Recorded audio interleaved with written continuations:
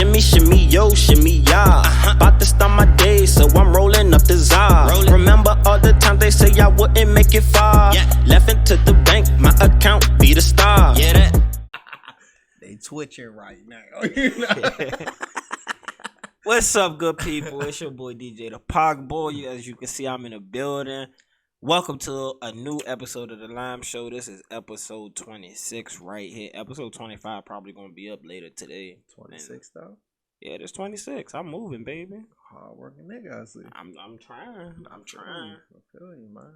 But as y'all see, I got a guest in the studio. He done been here for about like 4 of these bitches now. I'm just the best guest. That's why. Best. Good debate partner. Best guest. You know that's up for debate. I don't call it debates. I just call it slaughters. I've had some good guests so far. But they not me. I had your boy on. Who? Your boy, Not Rich. You know what I'm Rich. saying? He was on. That episode should probably be up today. You know, this one probably. Yeah, I gotta watch that one. I'm gonna go back to back with these. You know what I'm saying? Back to back. Back to back. Feeling like Drake. Mm-hmm. Feeling like Slurpfest again. I feel you. Let's go.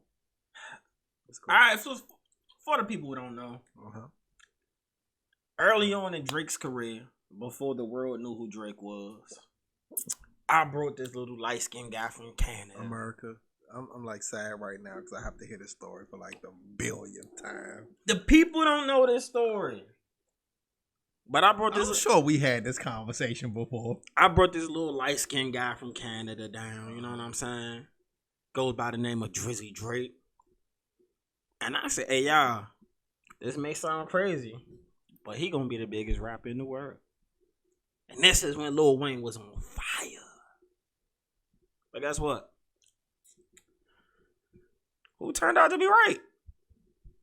I ain't even gonna get into all the rest of it. I just want to know who turned out to be the right on this train of where I saw the future of rap. Lil Wayne.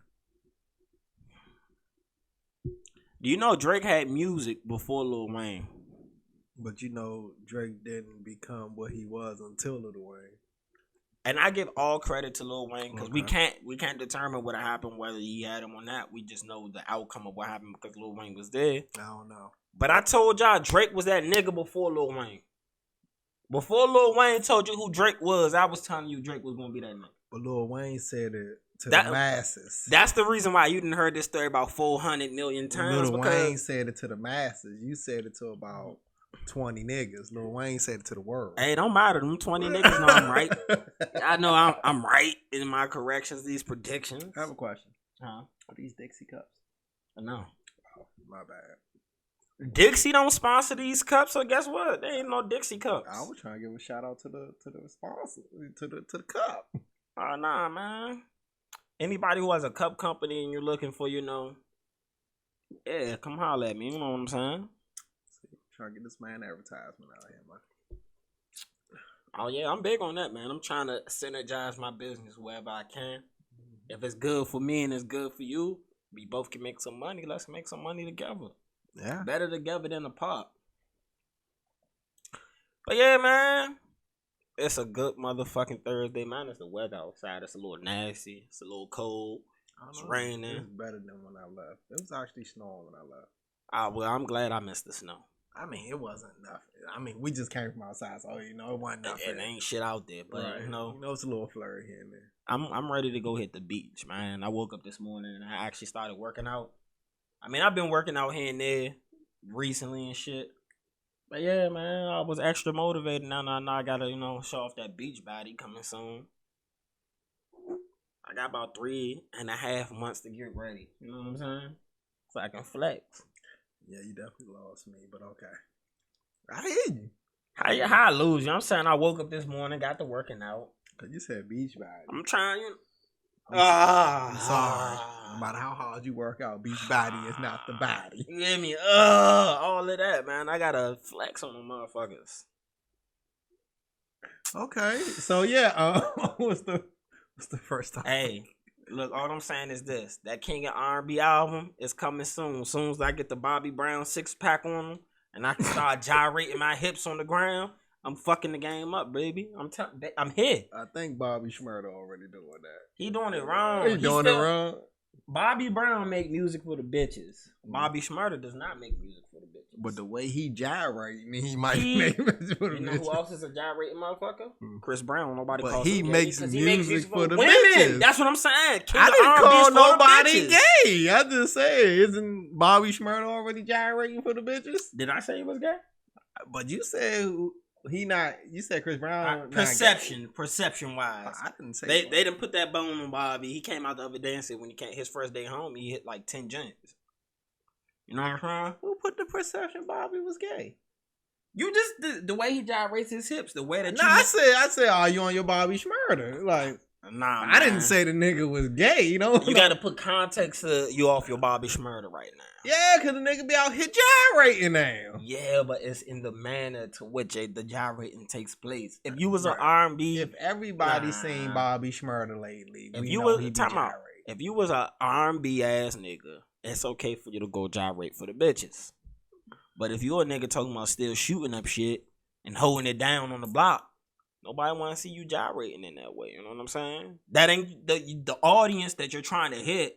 That ain't what they want to see. But the bitches will pay to see you gyrate. You hear me? That's the difference. Maybe he trying to kill two birds with one stone. He not. You sure? Yeah, because he's still talking that pop, but he trying to gyrate to get the bitches in. But his music isn't geared for the people that he may be dancing for. That's what I'm saying. So that's a conflict of marketing. If you heard his latest music, it's all ass anyway. So he trying to get some type of. Bobby definitely dropped the ball coming home. They should have had a ghostwriter waiting for him. Like, bro, you've been locked up for 7 years. If you couldn't put 4 syllables together, what the fuck did jail teach you? I ain't gonna lie. His verse on 6ix9ine song is the hottest shit he had since he been out, and he was locked up when he did that one. So I think Bobby. Did he even say anything besides talk on the phone? It was still hotter than what the fuck he put out. And I bet if he had the choice now, he regrets that. He did. He said he regretted, but it was still hotter than anything he put out. So maybe Bobby need to go back to jail and do all the drops on the prison phone. Oh, I mean, take notes from Fabio. I don't know if you ever listen to Fabio that much. You don't strike me as a person that listens to too much Fabio. No, but I heard his statements. But he has had some wild statements recently. We can get into that if you want. But yeah, Fabio came home from prison. A much better rapper to me. Much better rapper to me, bro. But I don't know if you saw the freestyle he did on Hot 97 with Funk Flex. First time I heard it, I thought it was a joke. Then I had to run it back. Because people in the comments is like, wow, like he killed this shit. So I had to run it back and actually sit down and listen to what the fuck he's saying. And I said, hey, Fabio is all right with me. The nigga's nice. Like, he went home to prison and something must have switched or connected different. You hear me? I mean, but Mano did the same thing.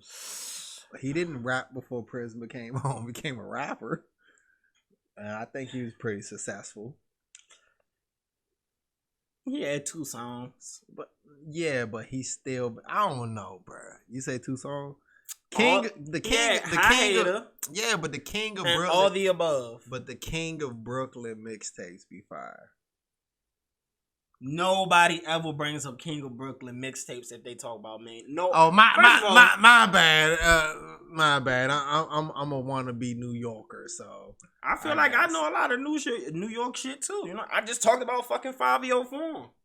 I'm heavy into the drill scene. You know what I'm saying? Yeah, but this not drill. I get that, but I'm saying King of Brooklyn is some real shit, bro. I've never heard nobody, even niggas from New York, bring up Mano. Cause you talking to the wrong niggas. And say, oh, that's the project to go listen to. Well, I'm telling you, when I'm from DC, that's a project to go listen to. I don't know, man. Bruh. He ain't better than Troy Ave. Cut. Let's wrap this shit out. I'm done. Yeah, better who? Troy fucking Ave. Nigga, I'll stand on that one. Who? Have you ever heard Bricks in My Backpack series? Who?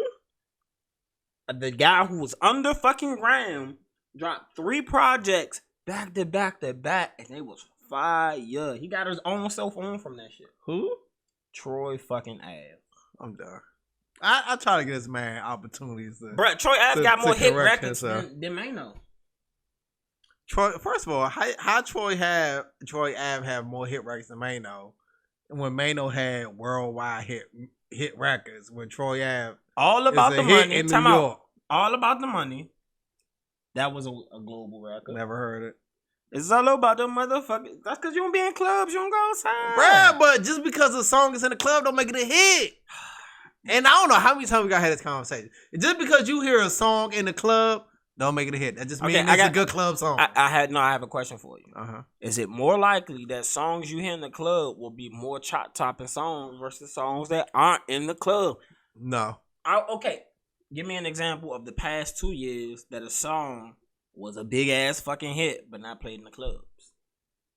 No, see, it's a difference. How is it a difference? Because you're asking what song is a big hit that wasn't played in a song that wasn't played in a club compared to a song that's a big hit that's only played in a club. It's a difference. No. A hit is gonna be played where that's not true. That's not true. Because you can make a club song. And they get bitches on the floor bouncing their ass, but that don't necessarily mean it's a hit worldwide or nationwide. I'm not even gonna give you worldwide, nationwide. Remember, nationwide is on your side. Go ahead, drop that check. But yeah. So you got to think about it like that.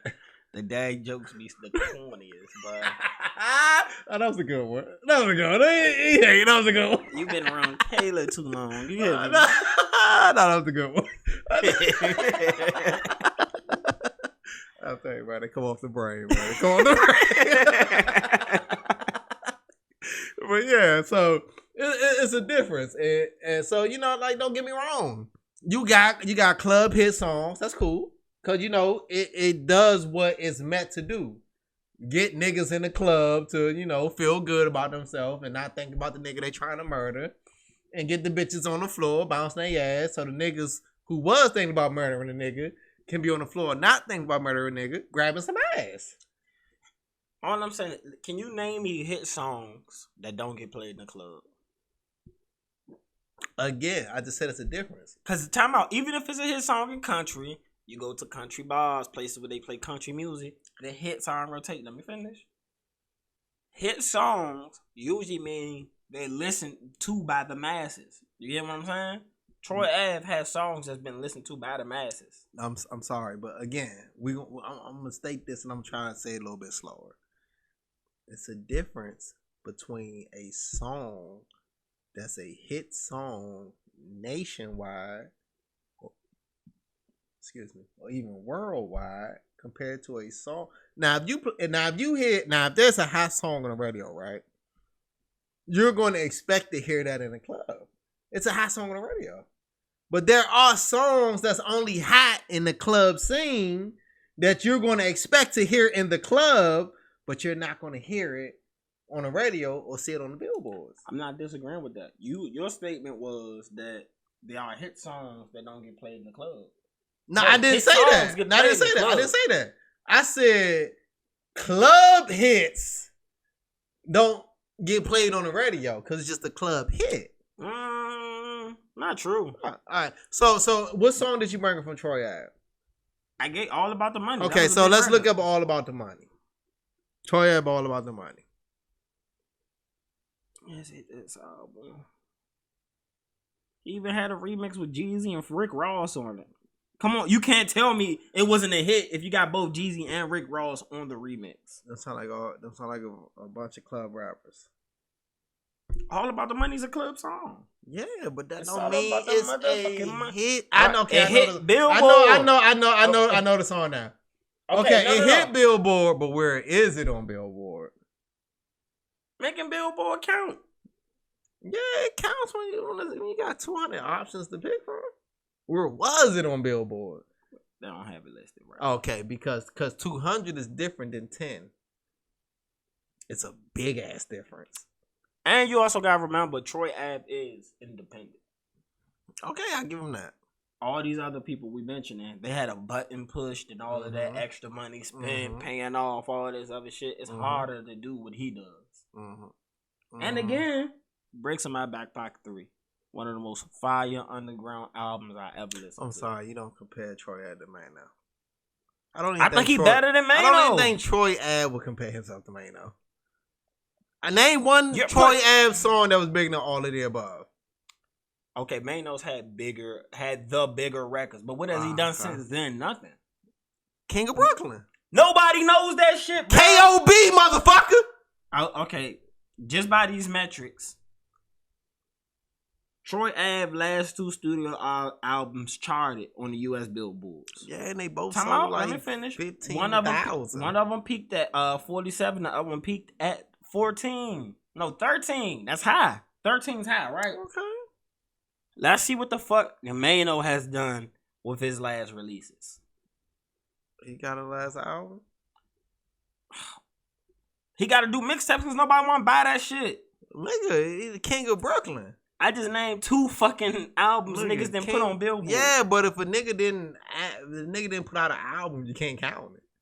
I bet you Mano first album. Mano dropped 13 fucking mixtapes. And you the first nigga I ever heard mention one fucking mixtape ever. You're the first nigga. Because you ain't heard King of Brooklyn. You know, next time I come, bring my Alexa.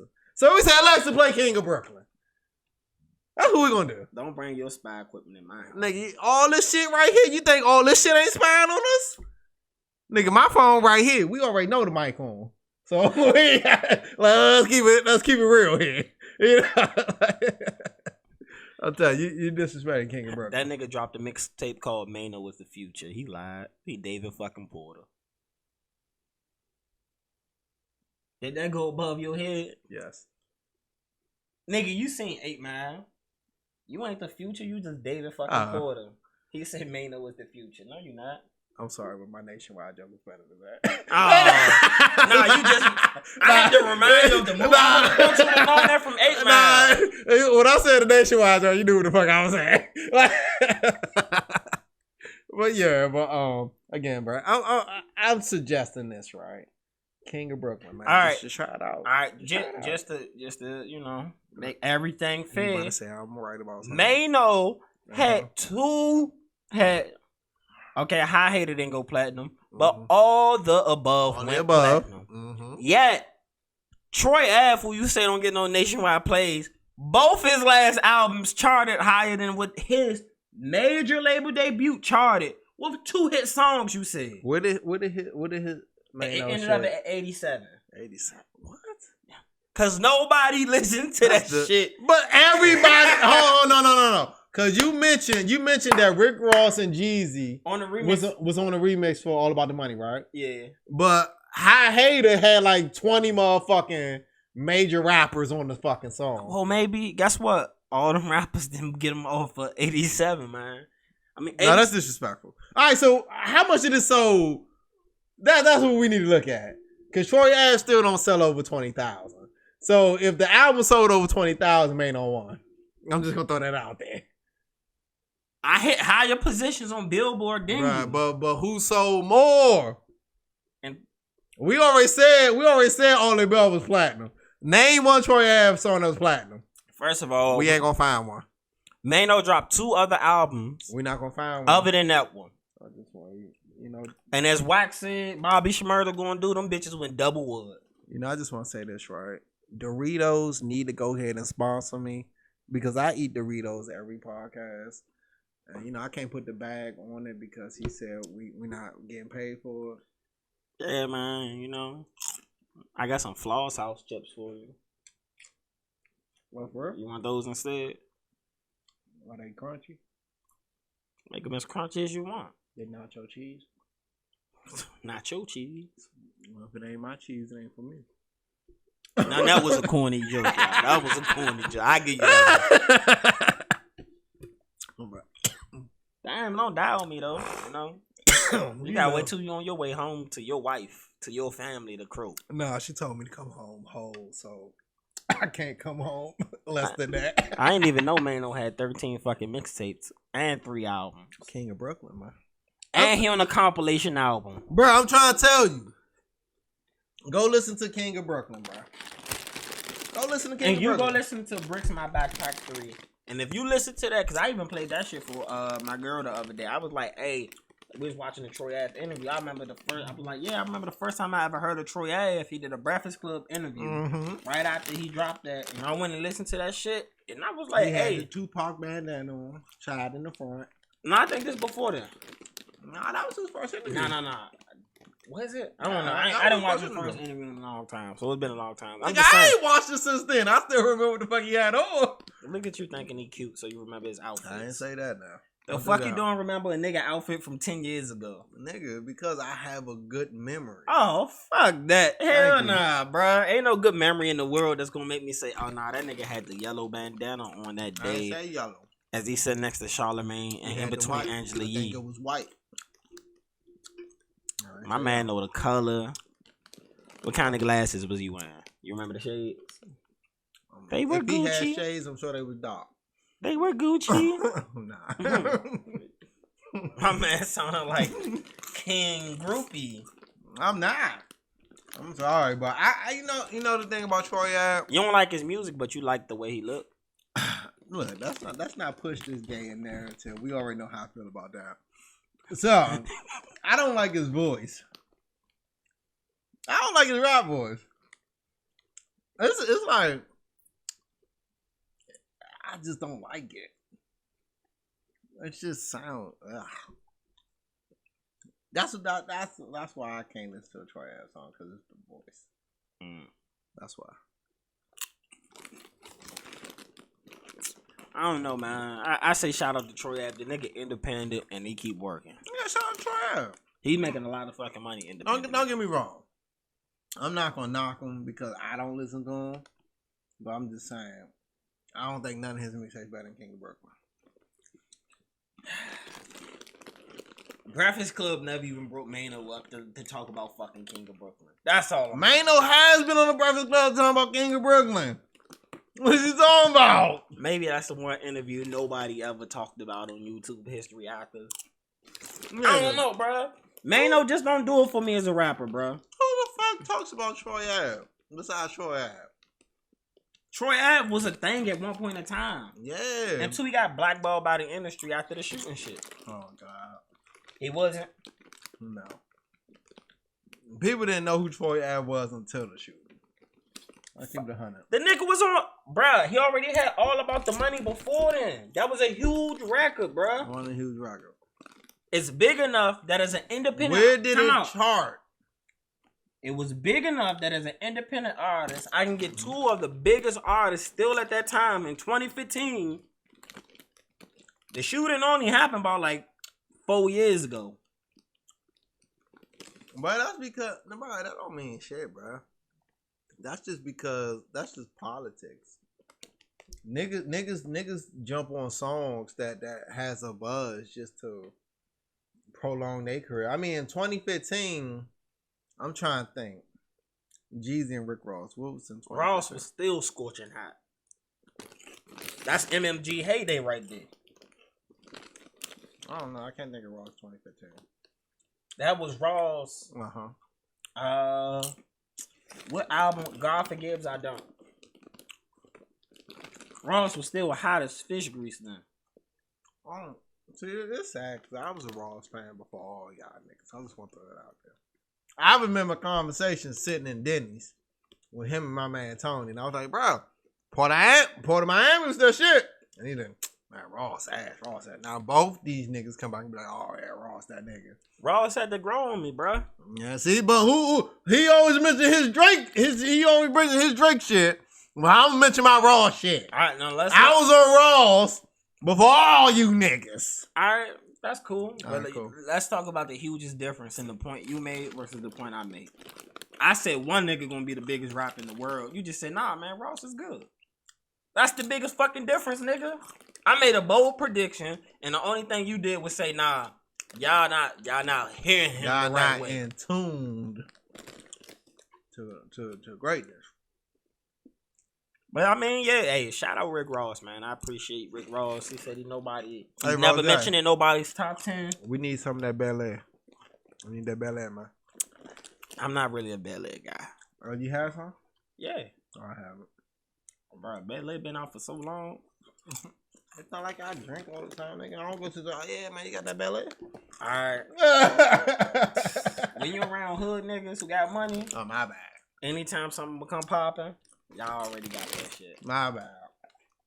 I keep forgetting y'all tell me I'm a house nigga. My bad. Hey, you prove it when we go to stores. When we go to stores. And not anytime we talk about stores, man, you prove it yourself. What story? Any store, nigga. What story? Man, I be outside, man. I started this lobby boy shit, man. I need my and that's the whole nother fuck boy shit right there. I need my I started lobby boys. They asked man, no, what lobby you from? Did you hear that clip? No. I heard that clip when he was in Clubhouse. Nigga, he from the lobby of King of Brooklyn, motherfucker. What the fuck y'all talking about? So they asked this nigga his neighborhood. Uh-huh. Nigga ain't from no lobby.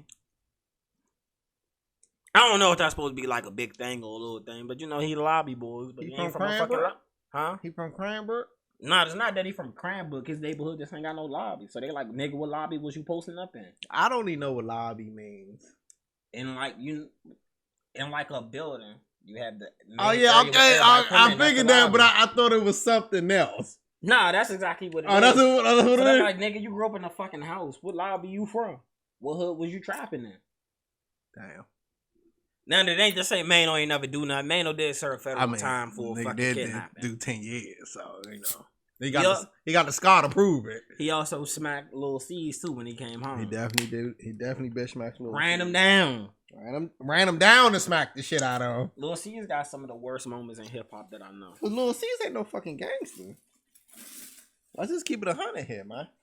Lil C's ain't no gangster. Name one thing. Okay, this is what we found out about Lil C's, right? He Biggie man. He ain't no gangster. He Biggie man and he a snitch. Ah, yeah, hey. Okay, Lil C's had some of the worst moments in hip hop history. Mm-hmm. He did snitch on Lil Kim after she lied. Lied for this nigga. Lied for that nigga. That nigga gonna say, the bitch lied, y'all drop my charges and get her. Oh, that's a real nigga for you. hey, Big. Where you find these niggas at? His job. Where you find these niggas? I don't know, Biggie. I always had that conversation that if like Biggie had to come out and rap even 10 years ago, he would not have made it. I agree. As much as I love Biggie Smalls, and to me, I don't like him. To me, his music's timeless. But some of the shit he got, man, them quotables ain't quoting no more, man. I don't even know how they was quoting back then. You hear me? Oh no. The nigga said DMX said a lot of homosexual rhymes. For every gay line you got for DMX, I gotta give you one for Biggie. I get that, but if DMX came out with a whole bunch of homosexual lines, like nigga, he made a whole line about since we in jail, you suck my dick while he holding it, motherfucker. Goddamn, like how gay is that? You just told a nigga to suck your dick while another nigga hold it. Like he told K-So sucking his dick. Huh? He told K-So that too. I don't. Okay, but there's a lot of DMX saying, you know. But nobody beats Biggie. Biggie said, "You look so fine. I get that. You make me want to suck your daddy dick." Yeah, that nigga gay. Nobody ever in the world. I love Rihanna. That nigga gay. Rihanna ain't never gonna be so fine in my mind that I'm gonna go to her pops and say some shit like that. Man, fuck that. No bitch ever gonna be that fine in my mind. I'm gonna suck your mom's dick. Not only that, what the fuck else he said that was a little nigga said fuck RuPaul over them ugly ass escape bitches. Yeah, fuck RuPaul. That's another one. Or don't they know my nigga gutter fucking kidnap kids? Yeah, fuck them in the ass, throw them over the bridge. Mm-hmm. Biggie just got some shit I don't think it make. But hip hop is like littered with a lot of questionable lyrics though. They got like compilation videos on that shit. A lot of these niggas questionable. Period. Like honestly, like if you just look at a lot of these niggas, a lot of them just look questionable. I ain't gonna lie. A lot of these niggas look questionable. You ain't gonna say no names. Come on now. You sounding pussy.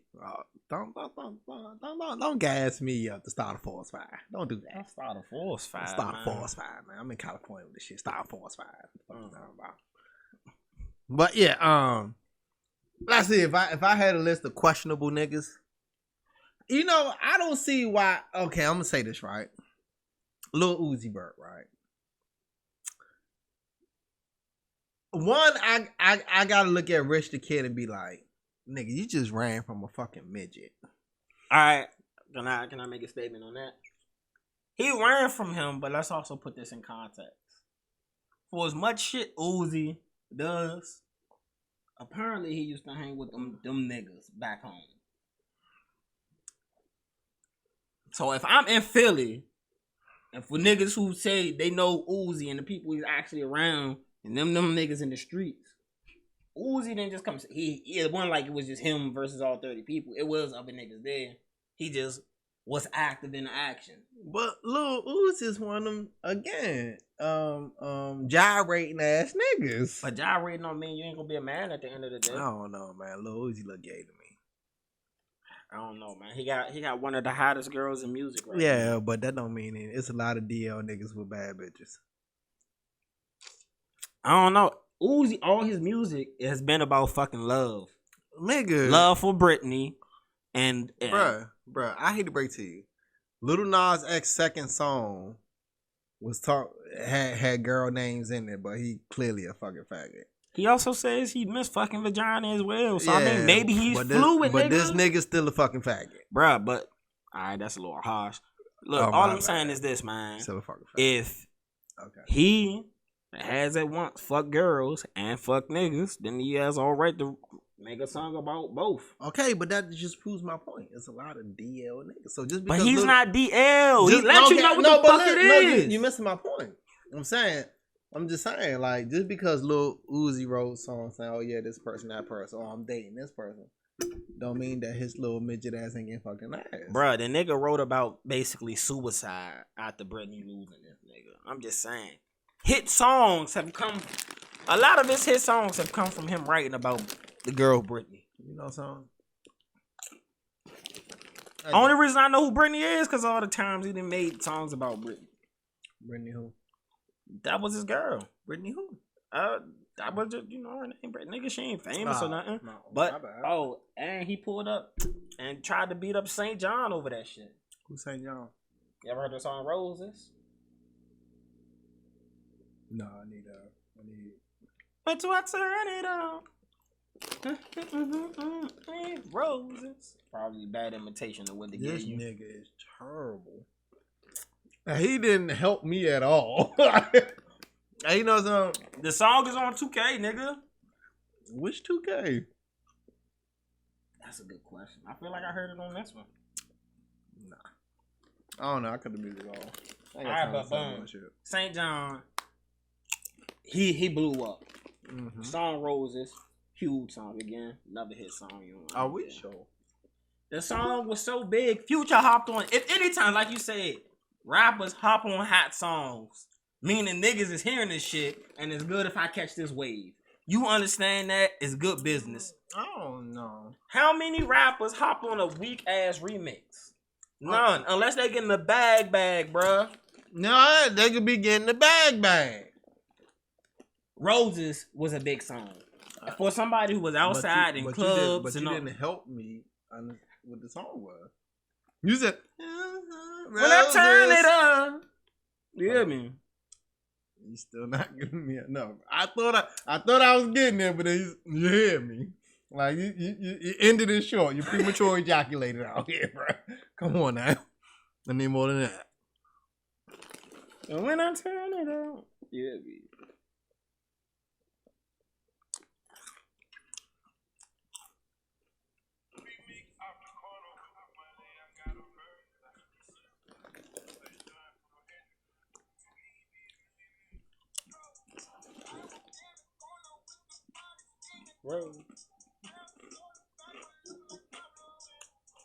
Alright, I think that was on 2K. I told you that, nigga. It ain't on this 2K. But it was a huge fucking song. Like, I ain't gonna lie. The first time I heard a Pop Smoke song was on 2K.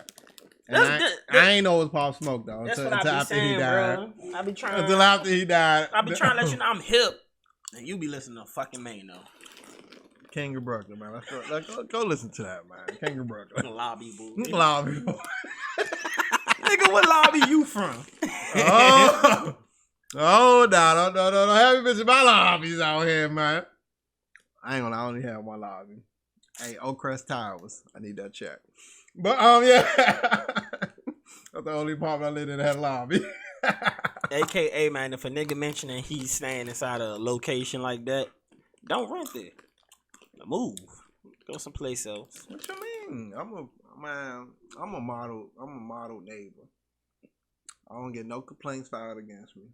Tell that to the delivery niggas. Oh, swell. I don't get no complaints filed against them either. I just filed my complaints against the company. But you know, I just want to say I don't do that no more. I'm Jamie Foxx. I'm a law-abiding citizen. He was in that movie, right? You really trying to just start your little dad jokes. You been working on these bitches or something? Nah, man, this shit come off the top. Nigga was in the house like, hey, look, man, I'm gonna be prepared next time I go record, man. Nah, man. It's all natural, man. It's natural talent, man. You know, I used to be a big rock back in the day. A lot of niggas don't know that. I was huge. Bust on my freestyle. I ain't got it no more. Oh, man, you kicked out the basement. I ain't got it no more. You know, I changed my lifestyle from being a rapper to a father. You know, so only thing I can give you is my Will Smith bars. You know, parents just don't understand. Hit ass nigga. Yeah, pretty much. Will Smith was one of the most ass rappers ever. Oh, you disrespectful. You disrespectful. Will Smith is one of the GOATs. And that's what's wrong with your generation. Will Smith is a GOAT for the totality of entertainment contributions he has made. Nah. Yes. No. But if we're sticking strictly rap, he was never a top 5 nigga in any era. Bruh. Never. But you know one thing he could say? I'm the first rapper to receive a Grammy. Snoop Dogg, who had Doggy Style, one of the most... I'm the first rapper to receive a Grammy. Snoop don't have a Grammy, so Will Smith won the Grammy. So that should tell you something about Snoop. No, that should tell you something Nigga about was how fucking ass. the Grammys is. Nah, see... Kendrick lost a Grammy on Good Kid, Mad City. The world, everybody knew that was bullshit. Good Kid, Mad City, probably my second most favorite album of all time. Shit is fire. From number 1 to the last fucking record, bro. No, that shit was boring. Boring? I listen... When you lived on 14th Street, we listened to it. Bro, because I was playing that shit, bro. Me and my niggas rode deep in the white Toyota, a quarter take a gas, one pistol on soda. Come on, the nigga's a storyteller. Shit ass. And you know, I'm gonna say this. It's only been 2 Kendrick Lamar songs I can listen to, and they weren't even his songs. Control, which was Big Sean's song, and Mona Lisa, which is Lil Wayne's song. Any other Kendrick Lamar song? Snore fast.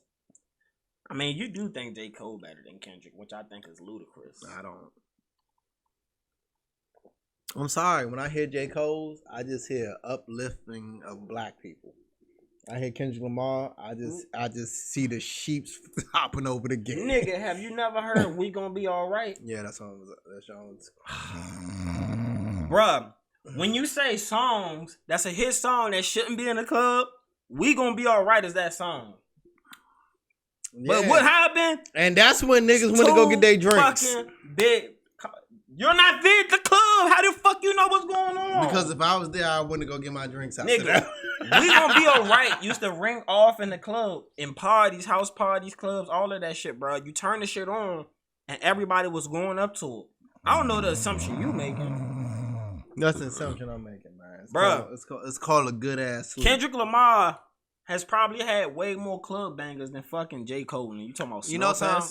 I compare Kendrick Lamar to the first Dark Knight.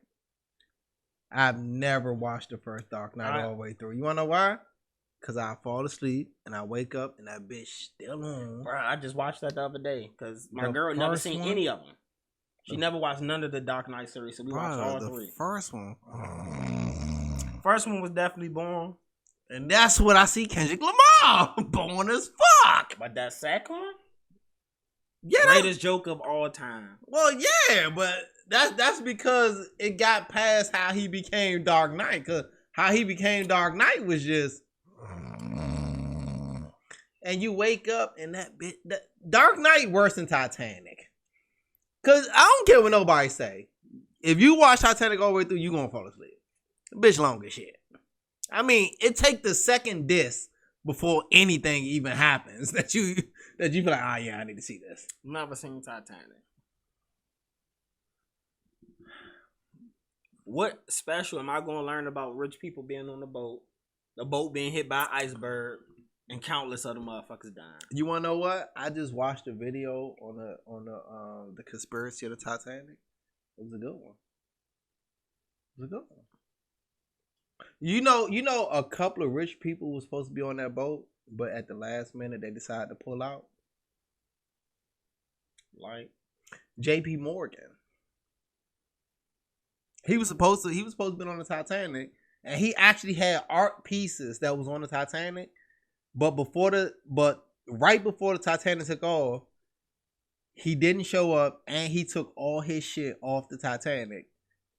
And his best friend, who was rich too, decided not to ride the Titanic that day, but rode another ship. And we all know the Titanic, that joint went to the bottom of the ocean. And the conspiracy was that J.P. Morgan actually sabotaged the Titanic to sink because one of the owners of the Titanic, who was the richest man at that time, was opposing J.P. Morgan, who wanted the Federal Reserve to be, to come into law, and the other guy was against it. So they say that he sabotaged the Titanic to give the other guy a bad look. And then after the Titanic, like a couple years later, the Federal Reserve was passed into law. Yeah, Federal Reserve is bullshit. Oh, That's a way to feast and finesse our country. Bro, you know something? The president at that time, before he died, said, I wish I never signed that bill. Like, he just knew he fucked us over. One thing that kind of took me back thinking about Barack Obama's presidency, since we speaking on things president said at the end. I feel like we just been jumping all over the place, but the conversation cool with me. Oh yeah, it's cool. Don't get me wrong. I appreciate these conversations more than a dialogue, because I don't think we ever stay on dialogue anymore. Because it be points I be wanting to interject, but I feel like I'm gonna take the conversation even more wayward and shit. I feel like this: if you don't go off the topic, it's just boring. But what the fuck? Barack Obama, when he exit, the presidency, he didn't really say no profound shit. Trump didn't either, but yeah, more modern presidents don't say shit. They afraid. They know they're gonna get them bags soon as they leave, so they just quiet about shit. Like I always found it weird when I be around like military officers or niggas who like super pro military and shit, or they're people who are proper bull. But then they say like Eisenhower was one of my favorite presidents. Eisenhower told y'all don't go for the military-industrial complex, but y'all still take the bag. Like some of that shit just see, like all of that shit. That's not shit that I'm into, so I don't remember those shit. But the shit that I am into when it comes to presidency is Bill Clinton and George Bush Sr. I'm not talking about Bill Clinton getting head in the Oval Office. I'm talking about, trying to figure out from the government, does aliens exist? And we all know Big George Bush Sr., the ass grabber, was the head of the CIA. And, when he was running for presidency, he was ready to release, something out there, people, aliens exist. And then he said, well, something, bro, I'm not supposed to tell y'all that, so I'll pull that back and, yeah, vote for me anyway. And then Bill Clinton was one of those presidents who said, something, I'm going to force the government to let us know if aliens exist. And as soon as he became president, yeah, I can't disclose that for national security. I just want to say fuck Bill Clinton, man. Oh, fuck Bill? Fuck Bill Clinton, man. Why you fuck Bill? Bill Clinton is the worst president I've seen in my lifetime.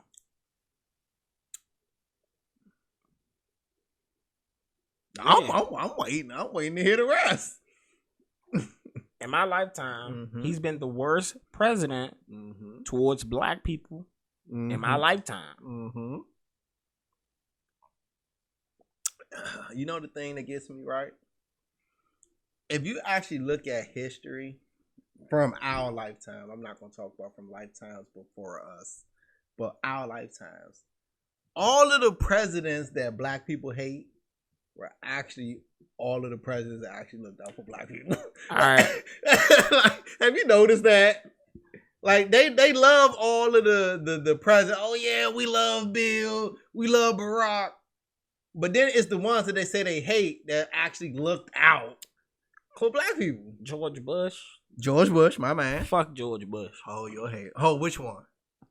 Nigga, both of them niggas. One of them was at the JFK assassination, and the other one watched black people just perish in fucking Katrina, nigga. Fuck Hold the motherfucking music. George Bush Jr. looked out for black people. George Bush Sr. might have been a racist. Name some shit that George Bush Jr., George H.W. Bush, because he's not a junior. What the fuck did he do specifically for black people? Nigga, he had the at the end of his term, he was giving out shit. He was giving out tax breaks for black people. He had the economy going on. Oh, listen, give me the policy. No, we never just say he was. I can't give the policy. That's something that I have to look up. You just can't give a generalization. No, that's not true. Because anything I say can also be looked up. Black people did do much better under George Bush than they did under fucking Bill Clinton. That's a fact. But we also have to factor in the way the economy had changed from fucking the 90s to the 2000s. The explosion and amount of money that was in the fucking middle class during that time was tremendous. I have a question. Huh? Did you grow up in a middle class home? Nah. I didn't either. Well, George Bush looked out. Nigga, you had more of a middle class household upbringing than me, nigga. Cable? You had cable. You had fucking yellow buses to take you to school, nigga. Ooh. In Maryland. When you went to school in Maryland, you got on buses. Well, this nigga mentioned like 2 years out of what? Both 18, your parents. 12 years of school. Both your parents had stable households that they did not move. Well, my father moved. One time, nigga. I moved one time a year. Well, actually, he moved like 4 times. I'm just saying, bruh. You had more of a middle class upbringing. Your father worked and brought in really good money. It wasn't a mechanic. I don't know about good. He brought in the middle a blue collar earning, bro. I don't know about that. He might do that now, but I don't know about that. I don't know about that. Now, my little brother and sister grew up in the suburbs, so I can say now, all right, cool. But me, I wouldn't quite say that. Well, you know, shout out to my father. You know, he did what he's supposed to do. I'm just saying, man, the legacy left behind from continuous policing, federal control over shit within our communities, the fucking faith-based initiative shit that fucked up the churches even worse, that came from Bush. That affects the black community. They tried to pay off fucking churches in order to manipulate what we do. You know what I'm saying? But you would say that's okay. You can't blame Bush for that. You gotta blame your crooked church leaders for that. When Bush is right there shaking your hand, nigga, you part of the deal. What do you mean? Bruh. You gotta blame your crooked leaders for that. And that's why I don't go to church. Cause I'm sorry. Just like I was watching Forrest Gump. Well, I ain't finished, but I started it. And when the doctor was explaining what was wrong with his back, and he said it, man, his legs are strong, but his back crookeder than a politician. And that's how I see church leaders. They're politicians, and they're crooked, and they hypocrites. And I know we're going way off, but since we brought it up, that's just how I feel. Like, I can't do church because of the We ain't gonna stop on this George Bush shit. I ain't gonna let you escape on that one. Talking about Bush was just giving out random tax cuts. I'm talking about the black community. If you just said Bush was better than black people, the hood was still the fucking hood. But this is the thing. You just said Bush was better than Bill Clinton. That don't make it good. But niggas love Bill Clinton. That's because niggas don't know politics. All right, so Bush was better than Bill. I know politics. I will give you specific policies that I disagree with that disrupted and hurt America. And that ain't even just speaking on black people. You lied us into a perpetual war that we still deal with now. Trillions of fucking dollars wasted bombing poor people and making rich elites more wealthier. Not only that, your pops made sure you made sure your pops got paid off the war. You made sure the vice president got paid off the war. Halliburton was getting no big contracts, and it's the company that your father helped fucking control. Come on, man. Corruption at its finest. But name a politician who don't. But that don't excuse you. If you know right from wrong, just because everybody's doing wrong don't make the decision right. Oh. You know that shit. Oh, I'm sorry. I gotta disagree. Okay, let's look at it like this. You have a daughter, nigga. Your daughter makes friends. All your daughter friends on some big ass hoe shit. They want to be hoes openly and they young being hoes. There's a right and wrong way that you gonna go about life. Would you tell your daughter to participate in all the hoe shit because that's what all the other bitches doing? Would you tell your daughter, try to be a young lady? That's a difference. It ain't no fucking difference. It's right and wrong. Now you again, and that's the problem. You're doing selective morality shit. No. Now you're gonna say, "Oh, this situation don't count because that's different." Nah, different. Right and wrong. What's the difference in right and wrong? You either do the right thing, or you do the wrong fucking thing, and that's in every situation.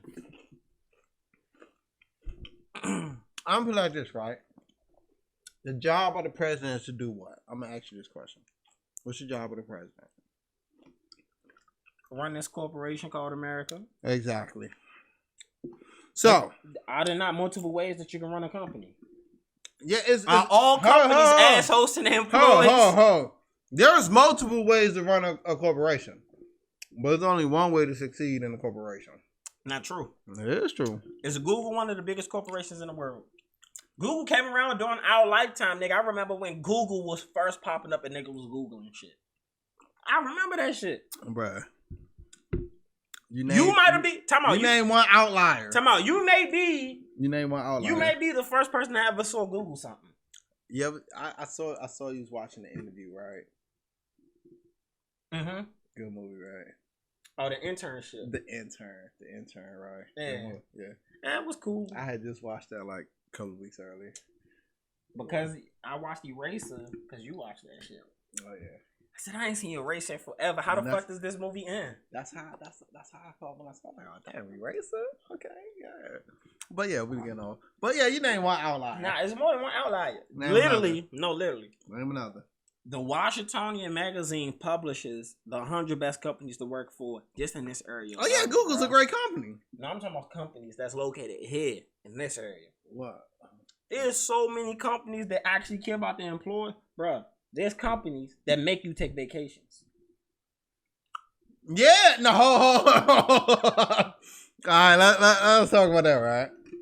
That's not because they want you to take a vacation. That's because they just obligated to make you take a vacation, so they don't have to pay you a certain amount of money. There's no obligation. A job will want a lot of jobs out here, and I ain't talking about major corporations. I'm just talking about like if you got a job where you get vacation time. And if you don't take the vacation time, they do force you to take the vacation time. But it's not to a certain level. Yeah, but it's not for your benefit. It's for their benefit. Nah. Yeah, it is. It is. You know how many people that you'll talk to that's just like regular workers who will tell you that they know people who's afraid to take PTO because they think they're gonna lose their jobs and shit like that? Yes, that's a huge thing within America, bro. Cause those some dumb niggas. It's easy to say dumb when they're in a position when they have to. You know what I'm saying? That, bro. If you work for your paid time off, I'm taking my paid time. This is what I put into the system. That's just like saying, oh, I work until I was 65, 66, whatever retirement is, and then the government say, yeah, We don't want to pay you. Your retirement. They did it to the Freedmans. Who? The Freedmans. I don't know who them are.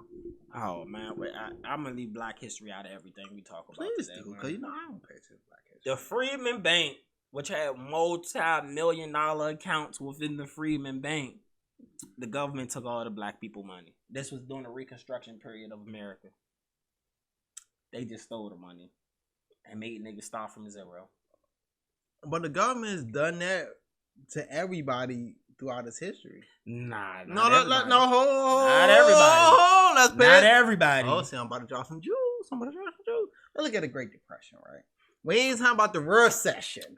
We talking about the depression. All right, I'm gonna give you another example to show you you're wrong. Go ahead. Okay, so when the government was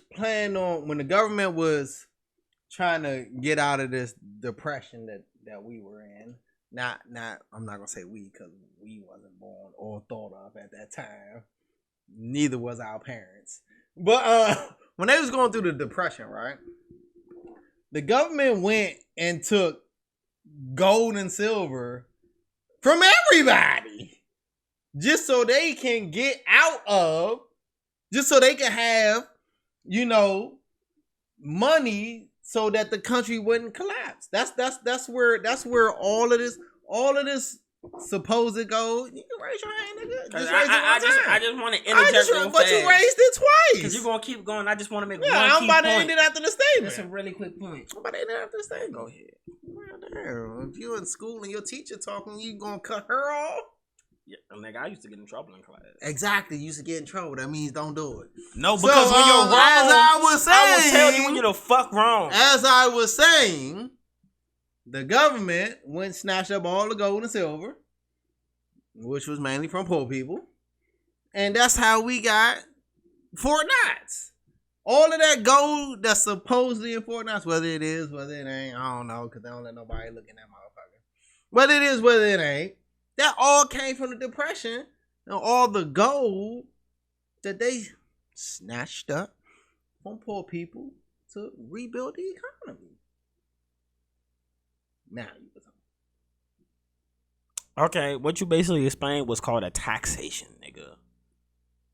Wartime taxes is something that we used to pay. We won that war. Nigga, fighting poverty is a war. Not only did... And we also missing key details because we're not going to act like the New Deal didn't come about during the Great Depression times to help them niggas get out. We weren't just them taking money and shit from them. The biggest thing that helped people get out the Great Depression was the fact that the group of rich people tried to assassinate the fucking president and Smedley Butler snitched. Shout out to Smedley Butler, one of the greatest American heroes of all time, for telling on the rich. Because these niggas is pussy now. They ain't saying shit about what the shit the rich people doing. You know the story of Smedley Butler? Was a wartime hero. He was considered one of the greatest generals. Like, he commanded so much respect. The nigga called for a military march on Washington and made all the fucking soldiers. Like, them niggas showed up deep in droves to get niggas pensions and make sure they get their benefits and shit like that. Man, they showed up because they want their motherfucking pensions and benefits. But no. Smedley Butler was considered a war hero, like somebody they trotted in the public. Niggas knew him as a general, as somebody who's famous. In a way that motherfuckers that know Colin Powell, but Colin Powell ain't doing shit for the regular people. You hit me. Colin Powell's that nigga though. Rich people, including J.P. Morgan, Prescott Bush from the Bush family. Fuck that family. Damn, who else? It was a lot of contingent of really rich people. They brought together a meeting. They put up the finances. They came with a plan. They came to Smedley Butler last. They said we need somebody to be the face of this new republic we're gonna have in America. They didn't know the nigga believed in America as much as he believed in America. So this was another march on the Capitol, just back in the day. The difference is they never overtook anything. Because as soon as they brought... Them niggas didn't either. But look, the difference, though, the FBI pushed niggas into doing that shit. Okay. The FBI commits crimes in America's name and blame it on regular American citizens in order to increase their funding all the time. FBI been doing that shit since it was started. But they're a little reckless now. You know something? They super wild now. I just want to say this. A lot of government agencies been doing that since the beginning of their time. The FBI, the CIA, all that shit. All them niggas commit crimes just to boost their funding. And the CIA, I'm not gonna say they boost crimes. They just do a whole bunch of illegal shit. They don't even have a motherfucking federal budget. They budget just come from a whole bunch of fuckery. You know, I was watching this one thing on Hulu, right? It's called World War II Lost Gold, right? And it was about the Japanese. Because I'm sure you heard about the Nazis and all the shit that they stole and all that shit. Shit that's still been found to today. Mm-hmm. It was hidden so well that niggas still finding treasure troves of motherfucking shit that was stolen back in World War II. So, but we talking about the Japanese. Because you know the Japanese, they pillage all of Asia. And you know, it's like crazy because you look and be like, damn, the Japanese? And you like look at the Japanese now and you like look at China, you be like, really? But the Japanese was smacking all them niggas out. That's because the Chinese would not be the Chinese they are now if it wasn't for Nixon. Okay, but we ain't going that far. So, but that's an important relic to make mention too. But that's not part of the story I'm talking about. Because you can't say look at China now, nigga. They had a boost. I get that. But one was still being oppressed. But we talking about the Japanese smacking up all of Asia. They definitely did. The Koreas, all of that shit. All them niggas with them chink eyes was getting slapped up by the Japanese. So, you know, so they was doing the same shit the Nazi was. Everywhere they went, they stole everything. If it looked like it had value, they was stealing it. Mm-hmm. So, just like the Nazis, they would bury it in all different kinds of places. And, yeah. So, this show was pretty much, as I said, was Lost Treasures of World War II. Was these people trying to find some of the Japanese, you know, lost treasures. Mm-hmm. And it's like crazy because, you know, I ain't even gonna lie, man. I forgot what the fuck I was trying to say. You talking about how the Japanese took treasures like the Nazis did? Yeah, but I don't know why I was saying it. You said because people always look at the Nazis in those situations. Yeah, but that was after I was already trying to say.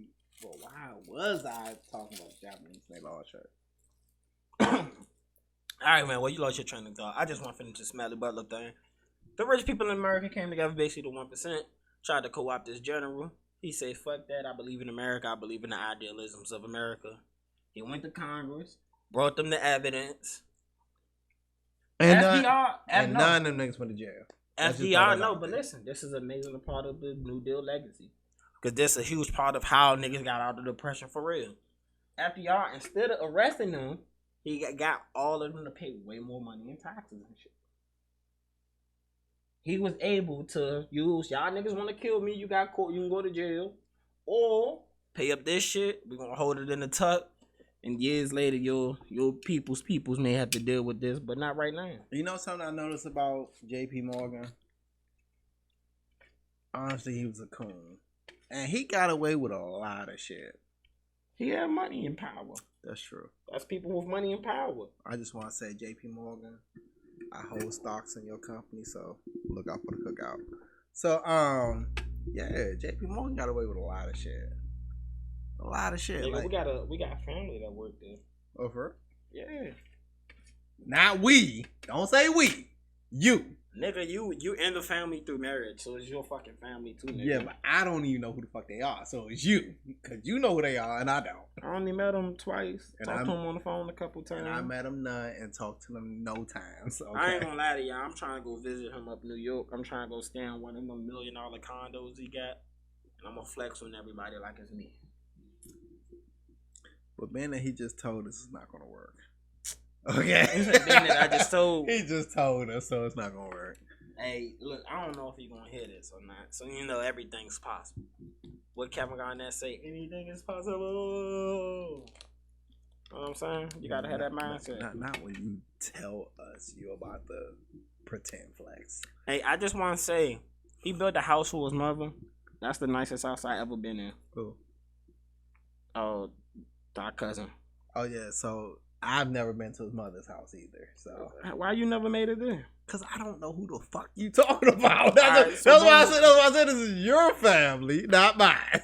So next time they go, if I find out they gone, you'll come with me?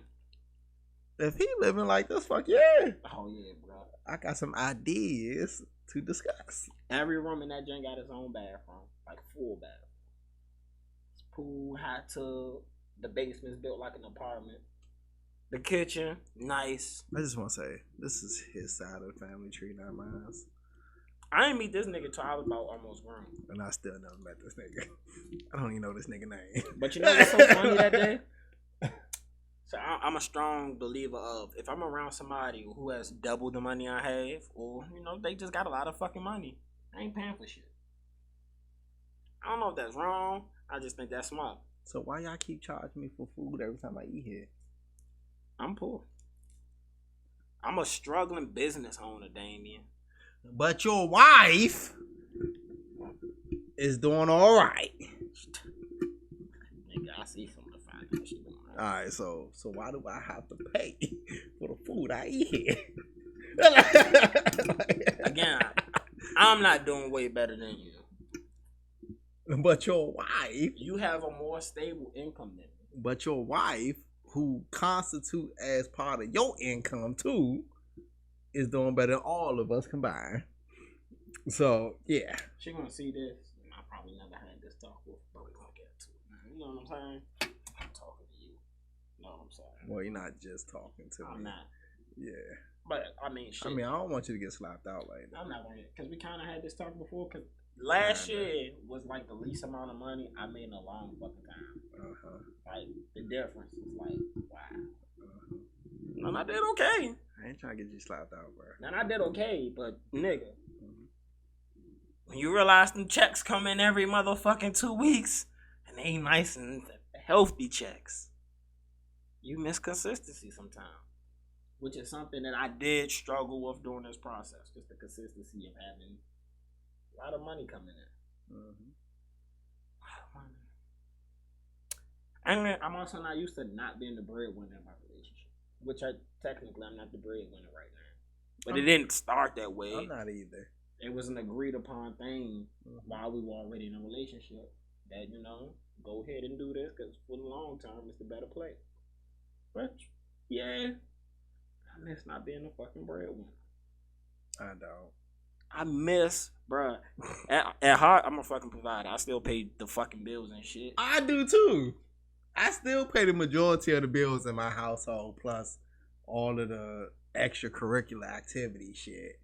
But I'm not the breadwinner. If you want to look at who makes the most money, my wife definitely makes more money than me. But I definitely... She wouldn't know she knows she makes more money than me, but you wouldn't tell. Like I tell her this all the time. She said, she made it statement. She said, it sound like you after me for my money. I said, nigga, how about after you for your money when I know you got money and I still give you my broke ass card? Like that doesn't say nothing after you for your money. Like I give an example. I said, you know something? Cause for y'all who don't know, my wife is a traveling care provider, so she's not home a lot, but she's out there making that bag. So one day, we went to Denny's, and I only have $45 in my account, and she just got paid, and I know how much she makes. But, you know, she was digging in her bag to get her card out, and I said, no, here go my card. Now, mind you, the bill was $30-something. I only had $45. And I said, you know something? Here's my card. She said, well, you know, I was about to pay. I said, yeah, but I'm a man, and a man feels like he should be able to provide for his woman. It doesn't matter how much he has, but as long as he provides for his woman, that's all that matters. You know what I'm saying? And that's the belief I live by, even though my wife makes way more money than me. But, you know, she, you know, I'm not one of them niggas to be like, oh, well, my wife makes more money than me, so I'm just going to use all her money. No. But that's the mentality to have if you're a man. You know what I'm saying? But me, I'm just gonna take it a step further because I heard what you said that sometimes you know, you go through your thing about you being a provider and all that shit. I'm not gonna lie. I like my wife making more money than me. I mean, I don't mind my wife making more money than me. It's just I don't even feel like dynamics in our relationship has changed any. Like I said, man, I feel I'm real lucky with the woman I'm dating. Well, with the woman I want to make the rest of my life with. I feel really lucky right down in the position that I'm in. Extremely fucking lucky. I just... Yeah, all the extra shit, like, you don't realize how much money you waste until you don't have it to waste anymore. That's true. I went through that this month. I didn't have as much money as I usually have. And it just made me more like, man, I really need this extra 2K VC. or am I just going to spend more time playing the game, being bored and shit, getting the VC, you know? Because I'm the type, I need 100,000 VC. All right, put my code in. Yeah, all right, go ahead, take it off the account. But this month I was like, yeah, I'm just going to play a few extra games. You know, I'm just going to get a few extra, you know, my career games in, and yeah, we're just going to take it from there. But yeah, it be small shit too, man. Like, I can go from, oh, I'm ordering shit. What do you want? And I feel like I get asked that more. You know what I'm saying? Because now I'm only thinking, let me just order shit I may really need. Back then, it's like, man, you see something that caught your eye, throw it in the cart. Oh, so your life turned into mine. I never had that ability to just see it and throw it in the cart. You know, welcome to the club, my brother. You know, us average niggas, you know, have to think about what we buy first. Hey, I appreciate that. Yeah, man, because what, like 6 or 7 years in a row, bro. I've been making like really good money, and it increased every fucking year. And this the first time I had a decrease. Like, cool. The changes and the decrease. That's part of life. Yeah, when you're trying to be on this entrepreneurship, man, yeah, it's ebbs and flows with everything. But I am grateful for the opportunities I've been able to get since, you know what I'm saying? It got me a little small media deal. Shout out to my partners in that. Who's your partners in that? I don't know if I want to tell everybody who I have, you know, business with. They might want to do business too. I can tell you off camera. My bad. Cause I want to know who won't advertise your brother business. You said who won't? Yeah. Oh yeah, they handle all my advertisements on the website. But I'm your brother. You should have some say so. I have a contract obligated with them. So obligate your brothers. Hey, you know something? That's my brother. Alright, look, renegotiation is coming up in when? 2 months. I'll see what happens. So can I sit there doing a renegotiation? Nigga, you know nothing about contract. You don't even know what my contract is. But I would know doing renegotiation. Why should you have to sit through my renegotiations? What benefit do you bring to me in that conversation? More money. I'm gonna bring in more money anyway, just based off numbers. But that's more money you just making by yourself. But if I could bring you another stream of income, that's more money. See? You can give me a brand ambassadorship. But that would be more money. How was that? Yeah, I'm saying I could do that. Okay. I just can't do the flat out advertisements yet on my specific sites. Sound like you getting bitch. No, it sounds like somebody was able to provide me with some money. Mm-hmm. Handle creating new advertisement partnerships or revenue that I wouldn't have access to. And they handle all of that and they just take like fucking 10% of. All right, so I got a question. So, but this is what I'm saying, right? I just want to know who they are so I can know who I need to go to get some advertisement. Because I give all my money to Google. So it's like, if I could help a black business that you say I never help, I'm a black business, but they ain't a black business. Yeah, but if it helps you, then somehow my money trickles down to you. Them top 3 people that I meet with, because I meet with the owner, I meet with head of marketing, and and then my liaison person that I say this shit is ass. I mean, let the public know it's ass. I could have brought my shit from home. It ain't strong at all. It ain't got no taste. But yeah. Yeah, man, 2 months. I'm coming up to renegotiations. Mm-hmm. You know, I'm gonna increase that initial number and hopefully increase, you know, just the money in general. But it's also easier doing business with them because I don't have to go out and meet different advertisers. They go find them for me. Mm-hmm. You know how easy that is? I'm sure I could think of it. And, you know, I'm just signed to exclusivity. That's why I can't just run ads on my sites, man. So they got you in the bitch deal. You know, nigga, it's a good fucking deal. They run all they handle. This one thing Nick Cannon. Oh, time out. And let me finish this. Another thing they also provide me is with back end support. So for my site, I'm hands on what the development of the site was. So on the back end shit, I'm not the strongest fucking coder. They provide me access to resources to coders to make sure my shit is always running the way it needs to be running. That's another important asset. They give me access to resources that I would not have on my own, or I would have to pay for out of pocket versus saying, hey, if this issue pop up, I can go to y'all. You're going to have somebody on your team come look at it, find solutions for me, and I don't have to break one piece of sweat, and I'm making money off you doing that. We both making money together. So, and I have a 90-10 split, bro. So I'm trying to figure out where can Jamaica make money in this. I mean, if you know, you give me that brand ambassadorship, I do a commercial for it. Put it at the end of my clips. Put it in your clips. I need it on the big clips. I don't need it on the small clips. It'll be on all the clips, nigga. So whatever clips goes. Like now with the brand ambassadorship, I can mention them with JK Distro. At the end of my videos, you see a promo for JK Distro. Shout out to them. I've made money with them too during this time. Mm-hmm. See, and that's the thing. It's not that I'm not making money. It's that the money is not what I'm used to making. That's why I really go from rich nigga to average nigga. Now, you're not even an average nigga. You like a step above an average nigga. Because I'm an average nigga. No, I ain't even an average nigga. I'm a step below an average nigga. So you're a step above an average nigga.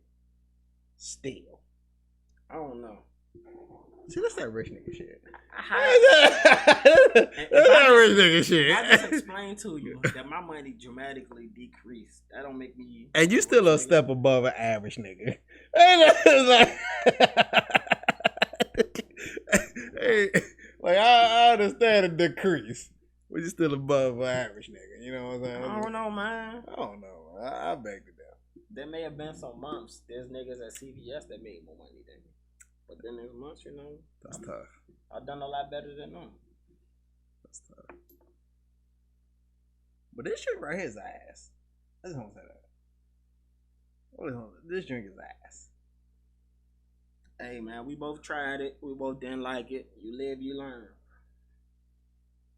I'm glad I still got one of my drinks in the fucking house. Which I was thinking about guzzling that shit before I came down. This is like I told you, I didn't want to be on the bus. Alright, man, you talking about drinks. I want to talk about beef. And I ain't talking steak. What's your take on this NBA YoungBoy Lil Durk situation, man? My take is neither one of them niggas gonna do anything. It's gonna be up to the fans. That's where the beef is between. All the niggas around them. But the niggas around them not even gonna be around each other. Literally, two of the niggas who've been in like the last couple of Lil Durk videos, on tour with Lil Durk on his compilation albums, just got locked up for killing LGBT exactly. Duck. Them niggas in jail. And you don't think it's other niggas? They can sign up to be crash dummies every day, B. Bruh, no. Shit, me. Nah. Bro, niggas get killed for like $500. I get that. But no. All of your top hitters gone. Nah. King Von, dead. Rondo, jail. T-Roy, dead. The nigga who killed FBG Duck, jail. And all your other niggas even dead or in jail. Boss Top still out. Nigga, he ain't what nigga. What Chief Keef said about that nigga?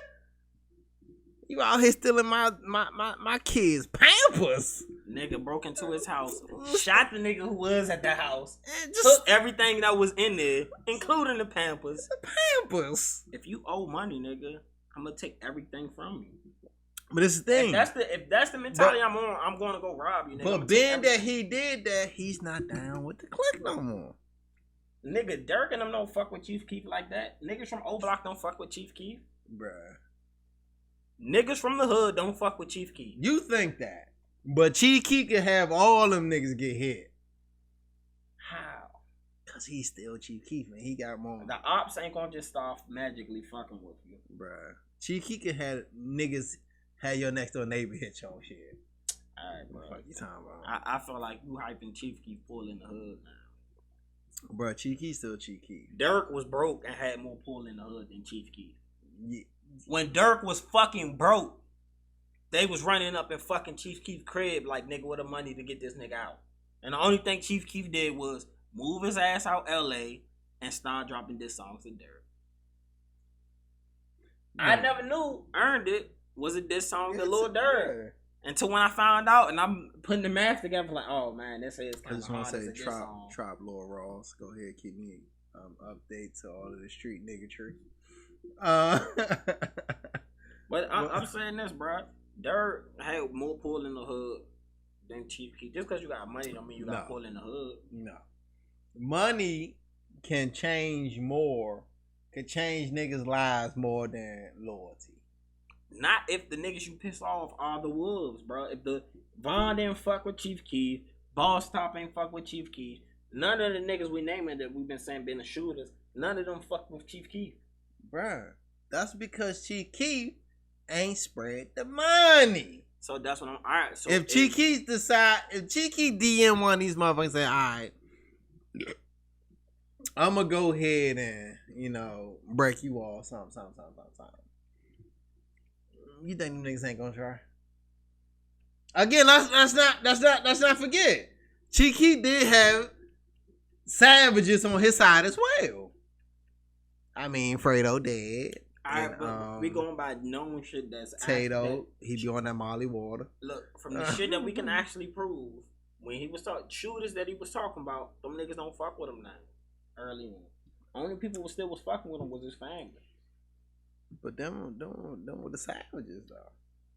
From what they tell us, bro, rap is an imagery thing. We No, learn all the no, time no, niggas I'm- ain't gangsters. I'm bro. sorry. We just talked to Lil Cease made him portray himself as a thug, bro. No. Until we saw the nigga get beat up at the Rucker. We saw the nigga get beat up by Mano. No. We saw him testify. What he portrayed himself is much different. Fredo Santana was a different breed. I'm sorry.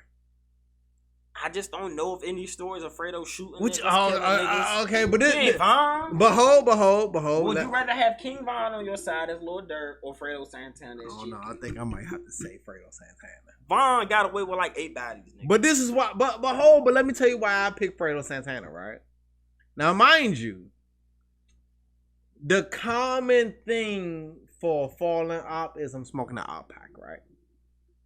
Right. Yeah, but okay. Von created some of them op packs. But listen. He created some but of listen, the op but packs listen, he but listen. rapped about. I just asked one simple question. So Yeah. yes or no? Okay, cool. So why is it that when Fredo Santana died, even the ops said, "Rest in peace, he was a real one." They didn't. You don't hear nobody say we smoking that Fredo pack. All right, listen. Ho. Yeah, I'm not done. How many people was Fredo Not done. openly dissing too? Ho. King I'm not Von done. made it to the pinnacle of rap, But and was listen, still dissing niggas. I'm not done. So of course, niggas gonna take that and relish in it, bro. But if you made it to, Fredo didn't even make it to the top. But Fredo was still that nigga. I give Fredo. Fredo in the cut. That's a scary sight. That's a Chief Keef bar. That's a Lil Reese bar. Lil Reese bar. That wasn't even Chief Keef. That was Lil Reese. Name me That's it. Name me a rap bar that Fredo Santana ever said. I don't know one. But we can name King Von things. But listen, I'm not done. I'm not done. But I wasn't done. You wasn't cut off my point, so it's gonna Nigga, you cut my point off. So again, now mind you, when Chief Keef was beefing with the Migos, right? That nigga Capo went into the restaurant to holler at the Migos, and he found out he was extremely outnumbered and hightailed out. But soon as Fredo Santana hit Twitter and said, "I'm gonna kill all three of you niggas," the next day, oh, we ain't got no beef with Chief Keef. Chief Keef out my ass. Cause Fredo put that fear of God in their ass. Yeah, nah, that no nigga. Soon as Fredo said, "I will kill all three of y'all," beef over. No, let me give you some real gangster shit. Beef over. No, that's gangster. When Lord Durk's in fucking that's gangster. LA, when Lord Durk's in LA and Game, who's from fucking LA, who has blood niggas with him, who just dissed this nigga, but he's in your city and goes approach you, and then after that you say the beef over. Come on, man. What's more pressure? But the game be bluffing, man. Well, we gotta keep it 100. The game be bluffing. He picks and other rappers don't be bluffing. Nah, Fredo didn't bluff, bro. How you know the Migos ain't bluffing? Not everybody's trying to crash out and die on beefing with a nigga. But let's get this right. We talking about the same Migos who's been in shootouts in Miami on the highway, who's constantly in fights in different cities. Yeah, shootouts. Yeah. Who was there in the shootout with? Nigga, they was in the highway in motherfucking shootouts. Look it up. That story must have escaped me. Yeah, it escaped you. One thing I will give them is they did pay niggas from a hood in DC to press out their man after the robbery shit in DC. Okay, well, Cuz got banned from the hood after the money, but they didn't ban everybody, bro. One nigga is at Big 3. I mean, I'm about to say Big 3. The nigga did. 3-0 Black is on now as a rapper. Migos didn't do the shit to him. But listen, he made a career off dissing them niggas after they got robbed. But listen, you going off topic. It ain't going off topic. I'm saying this. Not everybody is in every position trying to, press on shit. Bruh. Migos came out talking about that. Especially when Offset got out of jail. Now, we all know DJ Academics was doing. He loved to say, Offset Falcon punched a fan off stage. When Offset got out of jail, Offset stayed in some shit. Offset was that nigga in Migos. So I pulled up how the beef ended. Chief Keef actually met up with the Migos while they was in Chicago. Nigga, that was after Fredo said, "I will kill all three of you niggas." Beef over. Saying you're gonna kill somebody and knowing that King Von has actually killed multiple individuals. Bro, but just because, but listen. Just because we don't know if Fredo killed somebody, don't mean that Fredo ain't killing niggas. Again, Fredo in the cut, that's a scary sight. Okay, so if so say for instance I get a hit song tomorrow, and then I put on 4 niggas, and every 4 niggas I make sure they shout you out and put you on a good time. Do you think millions of motherfuckers are gonna believe the shit that niggas are saying on the songs versus reality? See, but this is a difference. It's a difference. Again, when Fredo Santana died, mind you, he was with Chief Keef, he was with Tato, and that side. When now niggas still diss Chief Keef, niggas still diss Tato. But when Fredo Santana died, the niggas who diss Chief Keef and diss Tato, R.I.P. Fredo. It wasn't no Fredo packs. It wasn't no Fredo, we glad you did. But I can tell you why that could be. But listen. Bro, if I'm not disrespecting your dead homies like other people have, bruh, does that make a difference in our beef? Yes. No. Bruh, if I've never killed none of your homies, I don't rap about your dead homies, how does that not make a different beef than if I'm the nigga killing your niggas and rapping about them? Bruh, if you a op, you a fucking op. It's if levels. You on the other side, it's no. It's levels, bro. No, it's not levels. It is. Because even till today, there's niggas who died because niggas in they crew killed a nigga in the other crew. So the nigga, they saw you, who in that crew, who killed they niggas, and killed you, just to say, oh yeah, you killed such and such. But in our retaliation, we killed your mans. All right, I'm asking you a question. I answered your question. No, this is a different question. Okay. Because I'm trying to make sure we have clarity on this. You're telling me there's not levels to everything in life. I never said it wasn't. So you can have somebody you consider aunt. That don't mean that's the nigga I'm actively beefing with just because he's from their side. Bruh. Not everybody's just going to kill somebody from the other side. You have niggas who will just kill anybody from the other side. And you have niggas who have specific beefs with other people from the other side.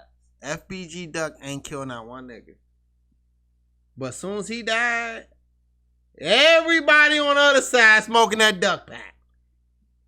He ain't killed not one nigga. Bruh, but they actively making diss songs against fucking King Von and Duck. So did Fredo. What song Fredo was making that was as big as anything King Von did? That's not the point. Name something Fredo did. That's it's not levels the to this point. shit. No. If a nigga make a diss song about your dead ops, it doesn't matter if this nigga a big nigga or small nigga. Cause small niggas in Chirac get they skull peeled back. Fuck you talking about? Can you give me the specific diss song from Fredo Santana, man? Fredo been dead for about 5 years. You talking about diss song? Cause you can fix a lot of shit in fucking like years. You know what I'm saying? Because, as I said, anybody who died now, who did the same shit Fredo did, guess what? They getting they pack smoked on. Again, Fredo died. All of the ops said, "Rest in peace, Fredo." I'm pretty sure not everyone. We talking about the big ops. We ain't talking about the little ops. We talking about the big ops. You just said it matters. We talking about the yellow boys and the FBGs and all of the Rico. Damn, what's that? Rico. What's his name? Rico Reckless and all them. The big niggas. We talking about the big niggas. We ain't talking about the little one. We talking about the big niggas. All the people you name like baby medium niggas. What you mean baby medium? Them were the stars. What are you talking about? P. Rico and all them niggas? Them were the stars. What are you talking about? The yellow nigga. I think the yellow nigga, he's a clout chaser. Bruh, you need to go ahead and look at refresh your mind on that war in Chirac. I know the niggas you talking about. You need to refresh your memory on the war in Chirac. You need to refresh your memory. These were the ops. And all them niggas said, "Rest in peace, Fredo." Now, if your ops say you was a real nigga, that could mean a lot of shit. Bruh, yeah, it does mean a lot of shit. Okay. You're a real nigga. You could be looked at as a real nigga. If they're trying to do business, you're trying to do business. Y'all meet and you say, "Look, man, we passed that point now because we getting money." Somebody could say, "Nah, that was some real ass shit. We being real niggas." But when has that happened? You don't know. You're not. No, I do know because these niggas are still beefing. And again, if you can't name me the one nigga that fucking Fredo said he was smoking on, that makes a fucking difference. If every time King Von raps, he's smoking on somebody from your side, when he dies, why would I say, "Oh, he was a real one"? Bruh, Fredo was doing that before he died. You gotta understand. Fredo died about 5-6 years ago. I know. Okay, King Von just died like 2 years ago. What that got to do with the work you put in? Again. What does that have to do with work you put in? No. This is the difference. Memory. You might not remember Fredo because he died way longer ago than King Von. But at the same time, Fredo was doing the same shit as everybody else. But again, if Fredo was disrespecting your dead niggas and you say, "Rest in peace, Fredo was a real one," that shows you. You know what counts too? What? When Fredo died, did the Chicago Police Department have to put out statements that we can close these cases, even though we didn't convict this person of a crime? We know this has been the person who did this shit. Chicago Police. The only person that did that for was King Von. Because King Von was the most active nigga that you can actually point to and say, as a rapper. No. Because, how many rappers you know got 7 bodies, bruh? Bro, we don't know how many bodies King Von got. Did King Von come out and say, "Oh, I got 7 bodies"? No. The nigga definitely raps about the motherfuckers. Nah, but did he come out and say, "I got 7 bodies"? The police acknowledges his involvement in these fucking murders. No, they acknowledge the involvement in like at least 2 or 3. Ain't 7. Cause remember, he got acquitted on a couple of them motherfuckers. He got convicted. I mean, he got charged with one, and he beat it by being quiet. He ain't beat it by being quiet. See, that's your misinformed. What did he say? Nigga, the nigga who was with him said I'll go ahead and take the plea. He took the plea, and then when he went to trial, he reneged on his statement and he got charged. That's how Von beat the murder. That's perjury. He was gonna go. That's perjury. But time out. That's perjury. It is perjury. It was against the law. I'm not disagreeing with that. But I'm saying that's how Von beat his charge. So he beat the charge off. He was quiet. He didn't say shit, and the other nigga talked. Because he talked and decided he didn't want to be a snitch no more, he got fucked at the end. All right, see, that's on him. That's not because Von was just silent 10 toes down. Bruh, Von took no deal. He didn't talk about the crime or his other man's involvement in the fucking crime. How's that not being solid? You did the crime and you did your fucking time. Bruh. Who did he talk about? See, this is the difference. Bruh, what the fuck are you talking about? No. But this is the difference. What is being 10 fucking toes, bro? That's not being 10 toes. 10 toes is niggas like Rondo number 9. Now, Rondo number 9 wasn't the only nigga. He also don't fuck with Chief Keef either. But go. Oh, yeah, he Dirk, man. But go on. He's Von, man. But Rondo... Active niggas. Rondo got motherfucking, what, 30-something years? Yeah. Okay. But Rondo, 10 toes down, didn't snitch, he didn't bend, he didn't fold. Treyway. That's on his shiny shit. But listen. But we why are you trying to make King Von look bad? No, because this is what I'm saying. In street terms, the nigga did everything right. No, this is what I'm saying.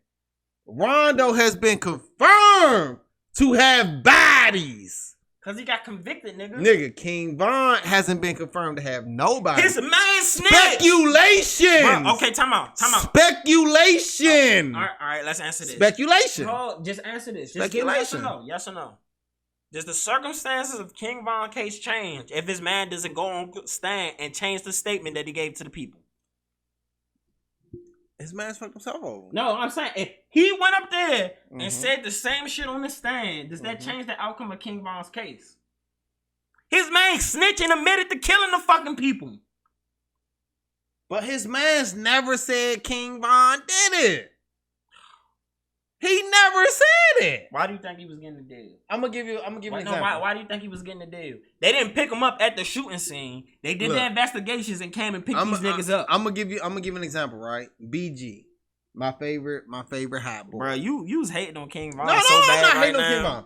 Nigga, I was posting King Von videos on Cloud Up Music before anybody. So y'all can suck a dick. But I've never seen you post not one Fredo Santana video ever. Cause Fredo Santana was that real nigga. Nigga, Fredo Santana was dead when King Von came out. I said ever. Nigga, you've had more than one social media, right? I only had one where I actually repost music. I'm just saying, but I've never heard you play fucking Mano, King of Brooklyn, or this Fredo Santana. Oh, King of Brooklyn on my Alexa app, nigga. Don't be disrespectful. Talking that bullshit. Nigga, you bullshitting. But as I was saying. Wait till our Chiroccologist comes through the door. The Chiroccologist. Who? Killer? Wait till she come in this motherfucker. Chiroccologist. Oh, y'all gotta hear these bars she spit, man. She more fire than her man. I'm trying to tell you, bro. Keep talking about she gonna ghostwrite for me, please. She needs to. I heard her shit. Look, man, all I'm saying I heard her flow, man. Have you ever seen Chicago Scene 88? Yeah. All right, first of all, the black guy, right? Nah, you don't know who the fuck it is. They use a voice changer. Yeah, okay, yeah. But on that page, these niggas lay out fucking crimes. Oh yeah, detail. They solved the crimes before the police, bruh. They solved the fucking FGB duck shit before the police a year early. Nigga, they solved it within that week. Talk about. All I'm saying is this, bruh. They do. Fredo Santana ain't had no video up there. You wanna know why? With the rest of the killers, because them niggas didn't exist when Fredo Santana was out there catching bodies. Bruh, they talk about niggas who've been dead for fucking years now. He has stories on niggas who've been dead for years now. Bruh, but none of them niggas been dead longer than Fredo Santana. Yes, they have. Who? Who died before Fredo? Nigga, it's Chicago. A known nigga. We ain't talking about the average street nigga. We talking about the known nigga. Tuka. He has videos on Tuka. Bruh, he has videos on K.I. He has videos on. But listen. Wooski, nigga. Wooski's been in the streets more than all of these niggas, bro. But listen, these are well-known, documented niggas. These big niggas. These like motherfucking Tuka, Wooski, and K.I. These motherfucking street legends. These street motherfucking legends. Can't get right. Come on now. These are motherfuckers who has videos Bruh. up there. I'm just saying. But when you mention these people, you pretty much mentioning how the beef started between both sides. We not talking about nobody except for K.I., and that's because she was a female. But any other two people, these are how the beef started. Come on now. Wooski. Yeah, Wooski. He's probably the biggest. No, Tuka's how is really what made the shit famous. Nah, Wooski first. No, it's Tuka. Because again, because the first thing that came out that niggas knew, smoking on that Tuka. All right, but look, you know what even got them there? Wooski. Wooski older brother is from Parkway Gardens. Mm-hmm. So he grew up being around all them niggas. Mm-hmm. When he turned, what they say, 9, mm-hmm. His peoples moved to the other side. Mm-hmm. He went around there one day. He got in a fight because they like, oh, you fucking with them niggas down the street. Because they always didn't like each other. Mm-hmm. Wooski at like fucking 9 and 10 started catching fucking gun charges and attempted assault and murder charges. Wooski's the reason for that shit. Yeah, but the mainstream reason they believe Wooski had a part to do with Odell Perry being killed, which got O-Block. Yeah. Which means Wooski is the nigga that you would. Yeah, but Tuka was there before O.D. Perry. Bro, that's why them niggas went super savage at a fucking funeral to try to shoot Wooski. That's true. They knew killing his man was the only way they was gonna catch this nigga in public. But Tuka was there before. I get that, but I'm talking about who started this shit. No. If you listen to the music, drill didn't become famous until Chief Keef came out smoking that Tuka pack. Listen, because remember, I'm not denying that. You switching the point of what I'm I didn't switch the point. I'm saying the nigga who probably you would say is the starter of the beef. Yeah, that's the street shit. Look, before O-Block was O-Block, when it was still Parkway Gardens, Wooski. Okay, I'm just saying. Tuka was dead. O-Block was there before Tuka. No. Parkway Gardens was there. Listen. Parkway Gardens was named O-Block before Tuka was Tukaville. Okay.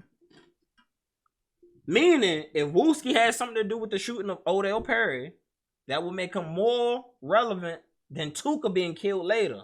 That was a get back kill. But this is the part that I'm trying to explain. If you're the original shooter, nigga, you're the more cause to anything. But this is what I'm trying to explain. You're talking about drill music. I'm talking about actual street shit. Yeah, no, I'm saying. This is what I'm saying. When it comes to us knowing about this drill shit, bruh, Chief Keef saying he's smoking on Tuka had other rappers saying they smoking Tuka without even knowing what smoking Tuka was. I'm not denying that. Okay, that's all I'm saying. You know what was a bigger thing to that fucking beef than that? Lil Durk doing L's Anthem. Yeah, L's Anthem, which was ass. Again, Lil Durk and his street shit is more prevalent than Chief Keef and his street shit. No offense. No offense, Chief Keef. I love Chief Keef. Bang was better than L's Anthem. You can say it's better, but what had more impact? I don't know. L's Anthem. Everybody acknowledge L's Anthem was a song that escalated everything. I'm gonna keep it 100 with you. After I watched the video, I went and listened to L's Anthem. That joint was ass. L's out for them headers. Bro, that shit was ass. I'm gonna keep it. And I was a Little Durk fan back in the day, but I can say L's Anthem was ass. Like Sign to the Street 1 and 2, that was my shit. But L's Anthem was ass. I'm gonna keep it 100 with you. That was ass. I'm sorry. Little Durk, after he cut his hair due to prison time, was my favorite Little Durk. Once he started growing his hair, it kind of fell off on me. Well, once he started regrowing his hair, because he had dreads before. But once he started regrowing his hair, like, this ain't what you want, that's my Little Durk. That's Little Durk I listen to. What was he wearing in that video? I don't know. He's wearing a fucking jacket. So now you don't know what Lil Durk was wearing, but you know what fucking Troy Ave was Nigga, wearing. This Is What You Want came out before Troy Ave was on motherfucking Breakfast Club. What the fuck you talking about? But you know what Troy Ave won an interview 10 years ago. Nigga. These niggas Yeah, but This wicked. Is What You Want is older than 10 years ago. What is you talking about? Nigga, This Is What You Want came out. They about the same time. That's 2012. That's about the same bro. time. I don't know. I'm just saying. You just said you watched it recently. I didn't say I watched it. You said you watched the video about it. Then you but they weren't talking about that. They were just talking about, you know, the body count, who this, that, blah, blah, blah. I'm just blah. saying you're gonna boost our audience, man. You out here remembering outfits of niggas. You're gonna boost our audience, man. You're gonna So I need to get paid for this, man. My wife said I need to bring some money home for this. I said, baby, I'm trying. I'm trying. You gotta keep trying. I know, right? I feel like I need to Capone now. I'm gonna have to edit this out because I don't want my wife to hear this. Oh man, look at you. You gotta edit shit out. I'm thugging it. You hit me. Nigga, cause you're an avid smoker. I'm supposed to be retired. That's it. I don't have to lie to my wife. Cause your wife smokes with you. My wife don't smoke. It's a difference. If my wife didn't smoke, guess what? I would not lie. You know something? My wife said that this shit she was gonna smoke with me, but I was like, nah. So what's her faith? I don't know if you want to talk about that on Her no faith? podcast. You know, is she a Rastafarian? Nah, she a fake Christian. And I say fake Christian because all Christians are fake. So that's why I say fake Christian. Not all Christians. All Christians are fake. There's some people who are really pure-hearted and some. Yeah, but if you believe in Christianity, you fake. I'm sorry. It's a fake religion. What religion would you classify as a real religion? Spirituality. That's me. You know, people have religions, well, like always throughout history. Yeah. And all of them fake. If you look at it, all of them is meant to control the followers. See, the religion is the shepherd, and the followers is the sheep. And the shepherd's main job is to keep the sheep in line. That's all religion.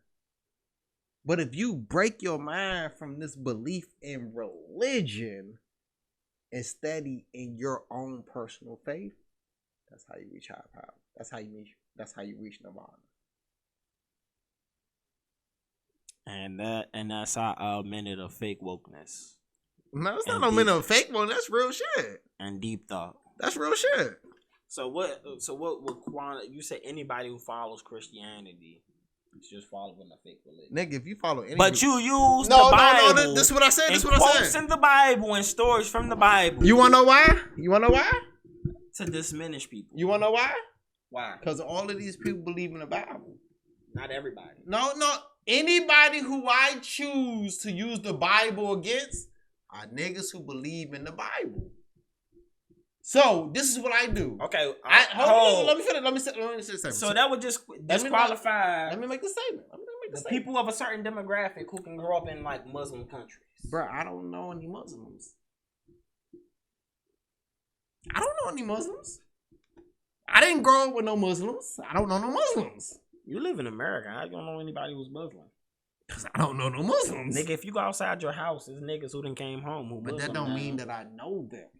So you're a bad neighbor. You say you're a good neighbor, nigga. You're a bad neighbor. But listen. Even the Muslims who go to jail, right? They not real Muslims. You wanna know why? Because they break one of the biggest laws being a Muslim. And what is that? Not having your mind clouded. You know what clouds your mind? You know what's a sin being Islamic? No. Smoking and drinking. Every Muslim that I have heard of or I've heard from other people, you know what they do? They smoke and drink. Not every Muslim I know. No, I didn't say you. I said me.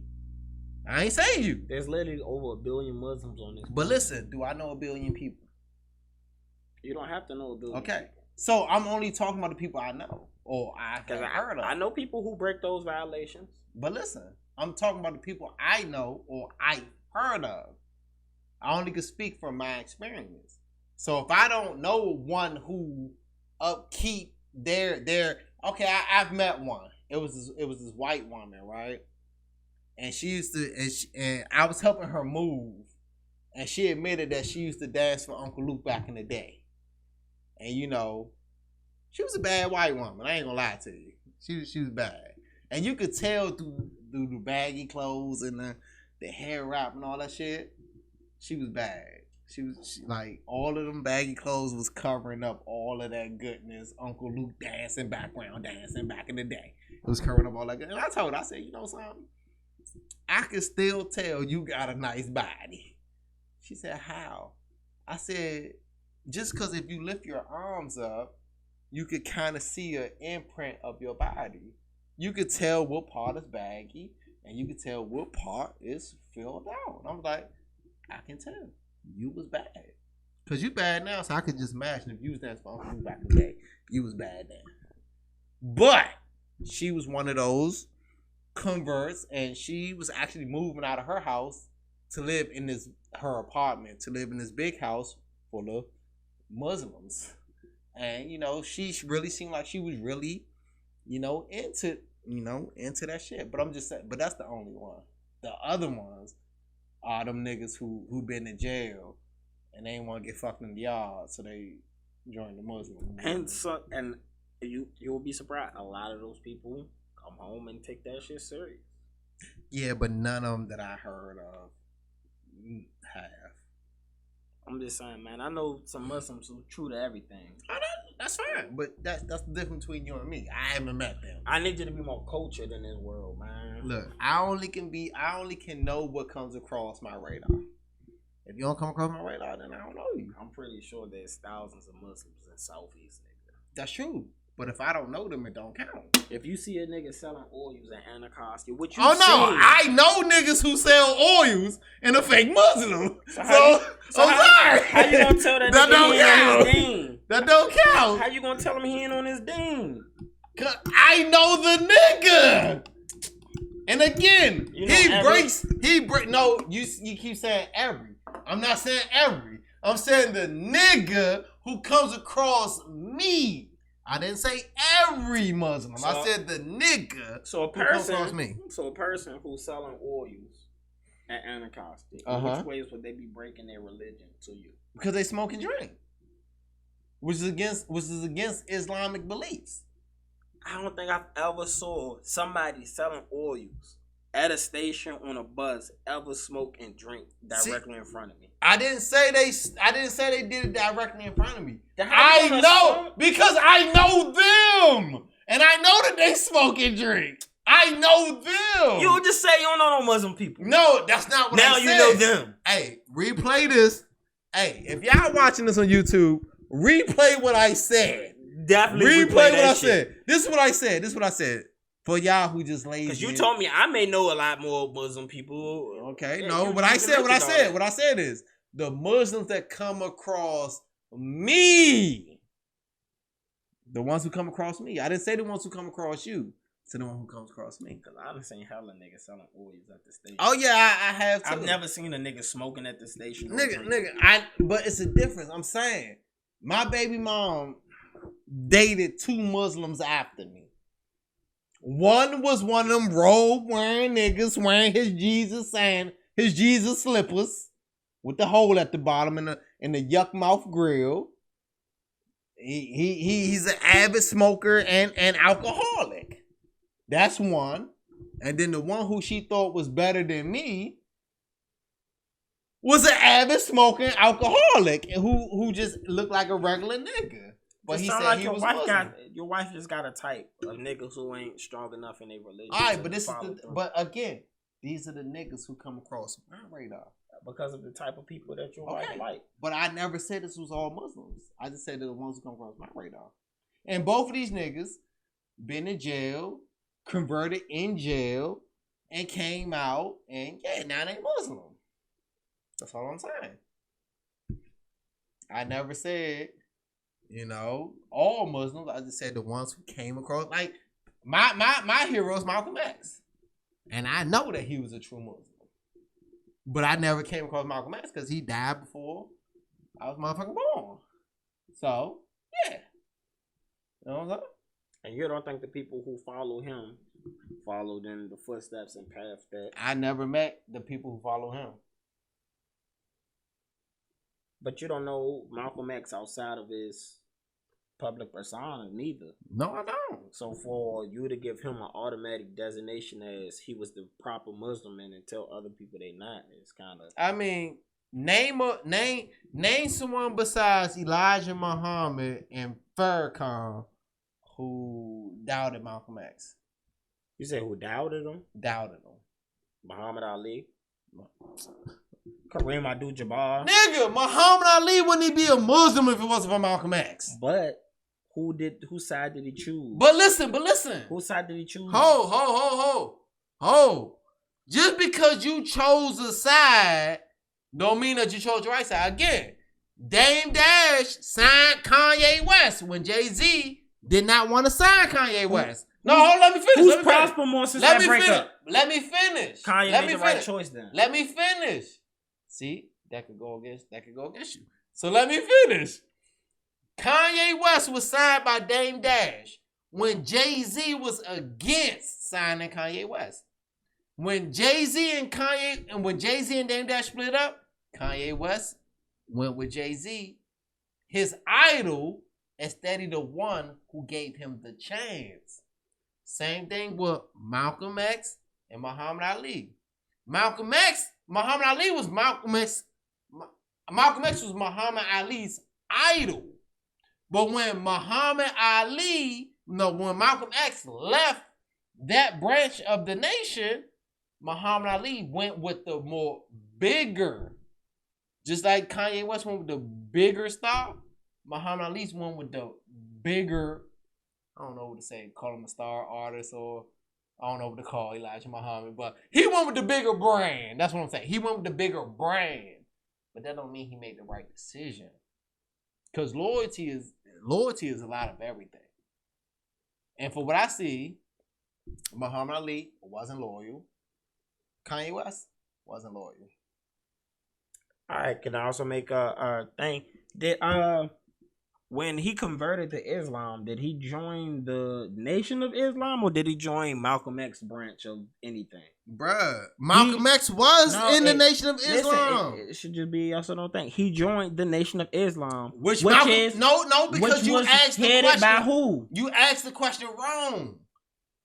How did I ask because the question you wrong? said, did he join the Nation of Islam or did he join Malcolm X branch of the Nation of Islam? Now, mind you, he joined the Nation of Islam. Listen. But this is where I'm going to educate you.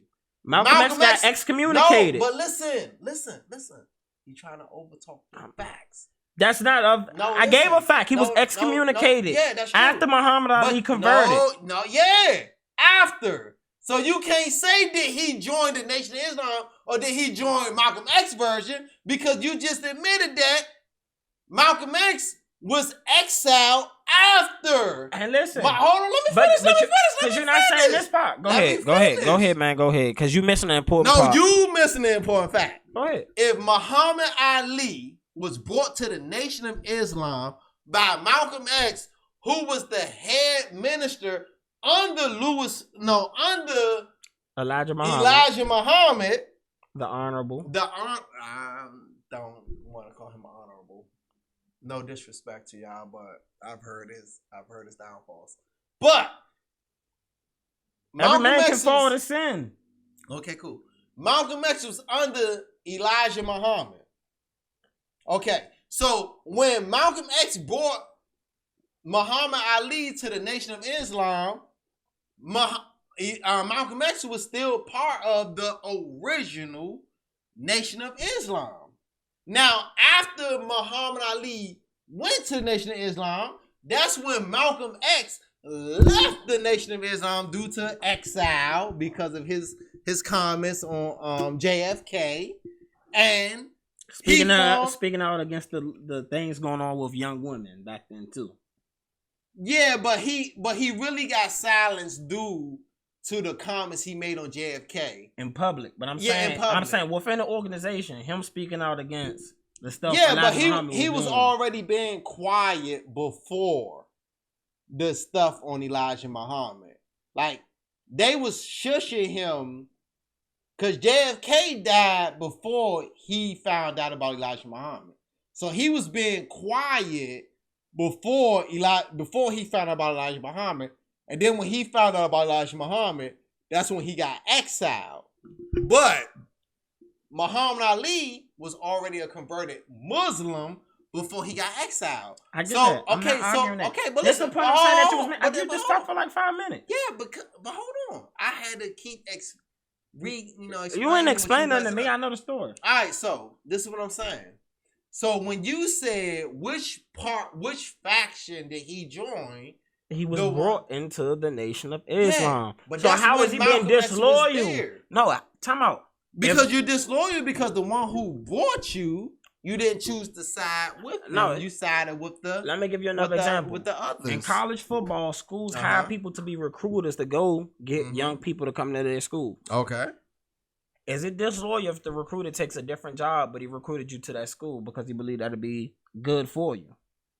Yes. No, you gave me an opportunity to something, and with that something, Muhammad Ali took and went further along in his political path. Because being that you recruited me, don't mean you need to stay there. But listen. If you recruited me, that means that I'm going to this school because I believe in what you're selling. Which is the Nation of Islam. Okay, but listen. He wasn't selling. I'm just Malcolm X. But listen. Let me finish. So if I joined this school because I believe in what you sold me, I believe in what you said. Which is what? The teachings of Elijah Muhammad. You cannot get away from that, bro. Can you let me finish? Because you're forgetting that. I'm not forgetting. You're just not letting me finish. What was Malcolm X selling? The teachings of Elijah Muhammad. But you're not letting me finish. Yes or no? You're not letting me finish. That's key, nigga. That's the key fact. Okay, but since you said that, can I finish my statement? Because you call Muhammad Ali disloyal. No, but listen. He was brought into for. Since you said that, can I finish my statement without you interjecting? Take another 5 minutes. I only take 5 minutes because you interrupt me every half a word. Again, back to the recruiter. If you recruit me, and I'm sold on what you're selling me, right? So if you go to another school and I still go to the school that you recruited me for, guess what? The reason why I picked that school is because of you. So if I believe in you and you go to another school, then I'm disloyal if I go to that school because it's not the school who sold me on the school. It was you. I believed in you. So if you go somewhere else, my trust and faith is still in you. I believe in you. Even after Elijah Muhammad transgressions came out, guess what? All of these niggas still chose to take side of Elijah Muhammad over Malcolm X. Because it was Elijah Muhammad's words that changed their lives, not Malcolm X. Malcolm X was a product of what Elijah Muhammad did. Guess what? This is the part that you missed out. No, that's what you seem to miss out. No, that's not what I missed out. That's not what I missed out. This is what you missed out. If it wasn't for Malcolm X, the Nation of Islam wouldn't have as many members as it had at that time, which was in its golden age. I give you that. He was a hell of a recruiter. Okay. But when you time out, because I gave you 5 minutes and you did let me speak a little bit. I just want to make another point. I ain't had 5 minutes, but okay. So now you're telling me that if somebody, for instance, taking it back to my example in football, if somebody said, "Hey, look, Michigan will be perfect for you. Maybe the way you grew up, the environment you used to, and being there in that part of Michigan may be beneficial to the environment you need." Or maybe somebody like, "Hey, come to Atlanta, use the biggest city, you can flourish here," and all of that. The recruiter's job is that not only bring you there, but also, if he's trying to give you a good opportunity, just because that opportunity is good for you doesn't mean it's always going to be good for me. Something may be good for you that ain't good for me. Just because of that don't make me disloyal if I brought you to something that I thought would be good for you. and you decide to stay with something that you thought would be good for you, even though you brought me there. You want to know the difference? If, for instance, you and Tony, you had a female friend that you put on with Tony because you thought Tony and her be perfect together, but then you and that female, or you and Tony stop being friends, but you're cool with the other one, would it be right for them to disassociate with you completely? Just because their relationship is flourishing because you put them in something that'll work for them? Yes. If you were friends with both the people first, listen. Why can't I associate with both of y'all? Because you're being a child now. No, We're not being adults. No. Adults in the room is pretty much saying this comes in a relationship. If you let's take the three people who's in the room right now. Me, you, your fiance, right? If all three of us was cool and I introduced you to your fiance, which was, okay, let's say I was your friend, I was her friend, but y'all didn't know each other, right? Mm-hmm. That's the situation I gave you. Cool. So I introduced y'all started dating, y'all hit it off, boom, boom, boom. But then me and you stopped being friends. It's up to your fiance, the person who I introduced you to, has more allegiance and loyalty to the person who they're sleeping next to every night than the person who introduced y'all. I get that. But also, if you're an adult, and I understand y'all were friends, and the only reason we met is because of y'all friendship, that's not me being an adult if I say you can't associate with that person. I'm old enough to... Nigga, that's adult. That's what niggas do. Nigga. And that's why y'all niggas' relationships don't work out. Hey, I'm saying this, what niggas do. I'm grown enough to say, hey, even though these are your friends, they don't have to be my friends. We can have friends that we both don't associate with. You know what I'm saying? I may have friends that you don't want to be around. That's cool. We don't have to like everybody. Yeah, but it don't necessarily work out that way all the time. That's because niggas are childish when it comes to being adults in the room. Yeah, but it's more childish niggas than adults in the room. Then that's y'all problem that y'all don't want mature. And that's not, I wouldn't say it's my problem. That's just the problem of you said he would where be we grew up. Kanye. No, Kanye was disloyal. He's not, bro. He was, nigga. If you knew that this nigga who you idolize did not want to sign you, but I gave you the opportunity when nobody else gave you the opportunity. I said, look, I'm gonna give you the opportunity to show the world what you can be. After passing on him. After passing on him multiple times. After being passed on. Okay. After he passed on him multiple times. Ooh. And he decided he was going to give him a shot after somebody else was going to give him a deal. And what he say? Don't get rained on. Kanye rapped about it. Kanye rapped about it when Dan told him, nigga, don't get rained on. And but then he came back and gave him a deal. But then when they did the whole, if you listen to that song, it was just that the last song on College Dropout. Fire. But if you listen to the song, what did the record say? They was gonna put Cam on every song. So even if my shit was bad, Cam was gonna sell.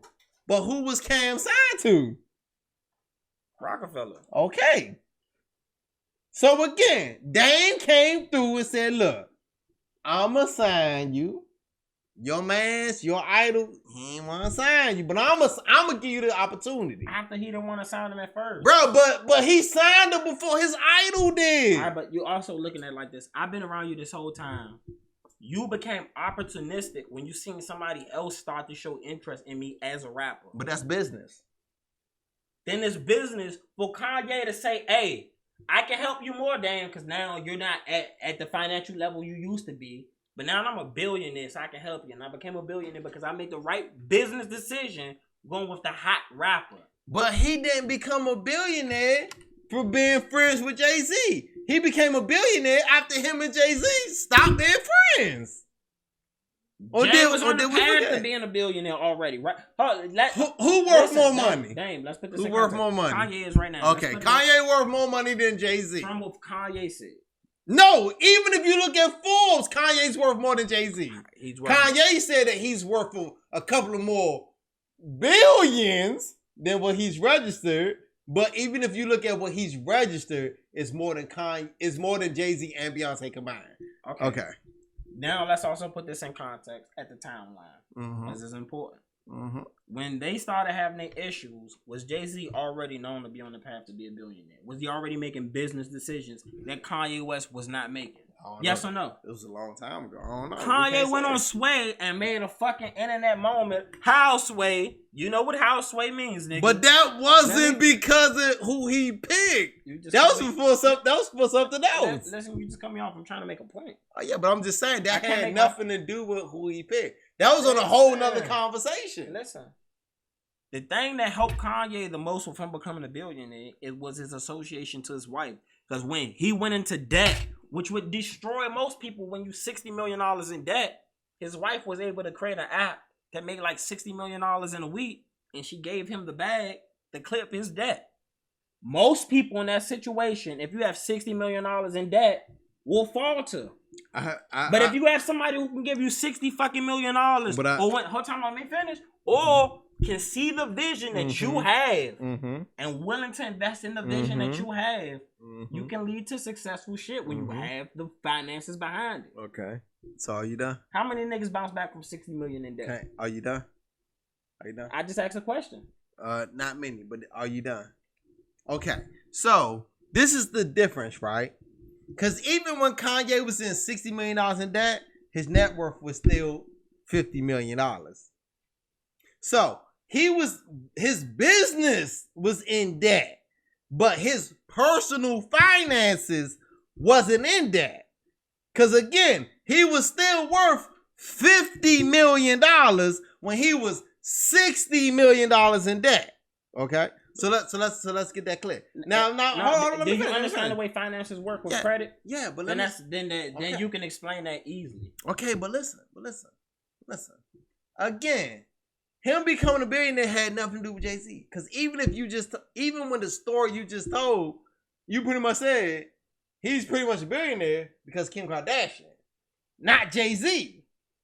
Kim Kardashian, not Jay-Z. If Jay-Z's your idol and you're trying to replicate shit he's doing, but on your own way, Jay-Z hit the lick off fucking Rockaway. Jay-Z wasn't a billionaire back in that time. Jay-Z made $150 million from Rockaway. You're trying to do. So did Dame Dash made $100 million. Dame Dash only made $15 million from that deal because Jay finessed. That's a different story.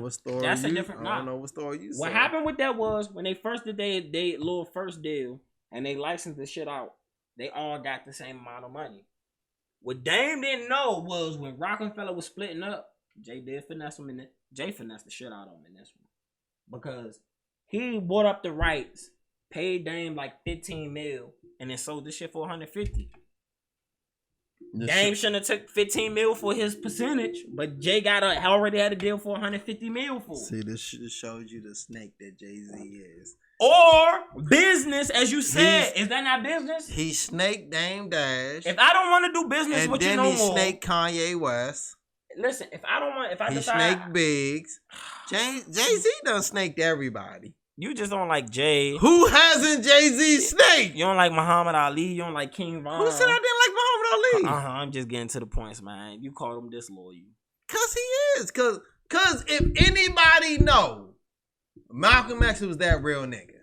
I'm not denying. I love Malcolm X. I'm not denying that. Okay, so Muhammad Ali is a snake because Malcolm X brought you into the fold, but you choose to go against Malcolm X to go with the motherfucking snake.